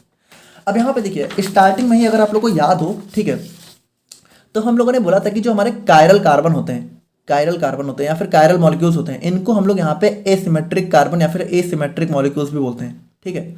तो एसिमेट्रिक सिंथेसिस का मतलब क्या है, एसिमेट्रिक सिंथेसिस का मतलब यही है कि हम लोग यहाँ पे क्या बनाएंगे, यहाँ पे हम लोग बनाएंगे अपने ऑप्टिकली एक्टिव कंपाउंड्स या फिर हमारा कायरल मॉलिक्यूल्स बनाएंगे, ठीक है। तो देखिए सिंपल सी बात है कि asymmetric synthesis is defined as conversion of an achiral, और यहाँ पे हम लोग करते किससे, हमारा एक ए कायरल, यानी कि देखिए हम लोग कायरल मॉलिक्यूल बनाते हैं ए कायरल से, यानी कि सिमेट्रिक को एसिमेट्रिक में कन्वर्ट करते हैं in such a way that one enantiomer predominates over the other. अब यहाँ पे देखिए हम लोग जब भी बनाते हैं तो होता क्या है कि हमें दो एनेंशियोमर जनरली देखने को मिलते हैं, ठीक है, लेकिन इसमें से एक क्या होता है, एक हमारा ज्यादा होता है, एक हमारा कम होता है। भाई देखिए अगर ये दोनों बराबर बराबर मिले तो क्या होगा, हमारा रेसमिक मिक्सचर बन जाएगा, लेकिन हमें यहाँ पे एसिमेट्रिक मॉलिक्यूल्स बनाने हैं, तो एक हमारा ज़्यादा बनता है, एक हमारा कम बनता है, जिसकी वजह से हमारा जो कंपाउंड बनता है वो क्या होता है, ऑप्टिकली एक्टिव होता है। ठीक है, तो जैसे हमारा मान लीजिए इथाइल मिथाइल मैलोनिक एसिड है, तो इसकी रिएक्शन जब हम लोग यहाँ पे ब्रूसीन इसका जब डी कार्बोक्सिलेशन कराते हैं, ठीक है, हीट की प्रेजेंस में, हीट रिक्वायर्ड होती है, तो हमें यहाँ पे जो है एक हमारा एस कॉन्फिगरेशन का मॉलिक्यूल देखने को मिलता है, एक हमारा आर कॉन्फिगरेशन का मॉलिक्यूल देखने को मिलता है, और एस वाला क्या होता है 55% होता है, और आर वाला हमारा 45% देखने को मिलता है। तो इस तरीके से हम लोग यहाँ पे क्या होता है, इस तरीके से देखिए ये एक सिमेट्रिक है, यानी कि ये एक आयरल है, एक आयरल से हम लोगों ने क्या हुआ, दो कायरल मॉलिक्यूल्स बना लिए। ठीक है, तो बेसिकली यहाँ पे देखिए मिक्सचर बनता है, लेकिन ये मिक्सचर हमारा ऑप्टिकली एक्टिव होता है। अब अगर हम लोग यहाँ पे टाइप्स की बात करें तो देखिए टाइप्स हमारी दो टाइप की होती है, एक होता है पार्शियल, एक होता है एब्सोल्यूट। बहुत सिंपल है, देखिए पार्शियल का मतलब होता है कि हमारा जो कायरल मॉलिक्यूल बनेगा, ठीक है, वो पूरी तरीके से बिल्कुल प्योर नहीं बनेगा, उसमें हमारा मिक्सचर होगा। जैसे कि देखिए ये क्या होता है, ये जो कायरल मॉलिक्यूल बना है ये आर और एस का मिक्सचर है ना। अगर कोई सिर्फ एक ही होता तो प्योरली कायरल होता, लेकिन ये दोनों का मिक्सचर है, इसकी वजह से ये प्योरली कायरल नहीं होता है। ठीक है, तो थोड़ा सा पार्शियल होता है, पार्शियल एसिमेट्रिक कंपाउंड होता है। देखिए partial asymmetric synthesis produce chiral product with an exchange of one enantiomer but not exclusively, यानी कि इसमें एक ज्यादा होता है लेकिन पूरी तरीके से नहीं होता है, एक ज्यादा होता है और दूसरा वाला भी थोड़ा सा कम प्रेजेंट होता है। ठीक है, तो यार दोनों का कॉम्बिनेशन होता है। A mixture of enantiomer is form with one being more abundant, यानी कि मिक्सचर फॉर्म होता है जिसमें से एक ज्यादा अबंडेंट होता है। जो रिएक्शन हम लोगों ने स्टार्टिंग में देखी वही होती है। ठीक है, एथाइल मिथाइल मैलोनिक एसिड को जो हम लोग यहाँ पे रिएक्ट कराते हैं ब्रूसीन से, तो हमें यहाँ पे अल्फा मिथाइल ब्यूटायरिक एसिड देखने को मिलता है, जो एक होता है एस का, एक होता है आर कॉन्फिगरेशन का। ठीक है, मॉलिक्यूल सेम ही है, बस इनकी कॉन्फिगरेशन डिफरेंट है, लेकिन चूंकि एक ज्यादा, इसलिए हमारा जो ओवरऑल कंपाउंड होगा वो ऑप्टिकली एक्टिव होगा। अगर मान लीजिए दोनों 50-50% होते हैं तो ये क्या होता है, ये हमारा सिमेट्रिक नहीं होता है, क्योंकि तब ये ऑप्टिकली इनएक्टिव हो जाता है, एक कायरल हो जाता है। लेकिन यहाँ पे क्या है, हमारा कायरल है। और एब्सोल्यूट की बात करें तो एब्सोल्यूट में क्या होता है, एब्सोल्यूट में हमारा जो प्रोडक्ट बनता है वो प्योर होता है। ठीक है, जैसे मान लीजिए ये हमारा पायरुविक एसिड से हम लोग लैक्टिक एसिड बनाते हैं। ठीक है, तो ये यीस्ट हम लोग यहाँ पे एक एंजाइम का यूज करते हैं, तो मतलब सॉरी यहाँ पे हमारा यीस्ट फंजाई होता है। ठीक है, तो इसका जब हम लोग यहाँ पे यूज करते हैं, ठीक है, तो हमारा क्या होता है एस कॉन्फिगरेशन का लैक्टिक एसिड हमें देखने को मिलता है। ठीक है, तो ये प्योरली एस कॉन्फिगरेशन होती है, तो ये हमारा एब्सोल्यूट हमारा सिंथेसिस हो जाता है। तो बस यही थे हमारे यहाँ पे ऑर्गेनिक केमिस्ट्री यूनिट 1 के टॉपिक्स। आई होप कि आप लोग यहाँ पे समझ गए होंगे। बाकी कैसा लगा आप लोग को वीडियो, आप लोग मुझे प्लीज़ कमेंट करके बताइएगा, और मिलते हैं नेक्स्ट वीडियो में। तब तक के लिए थैंक यू सो मच।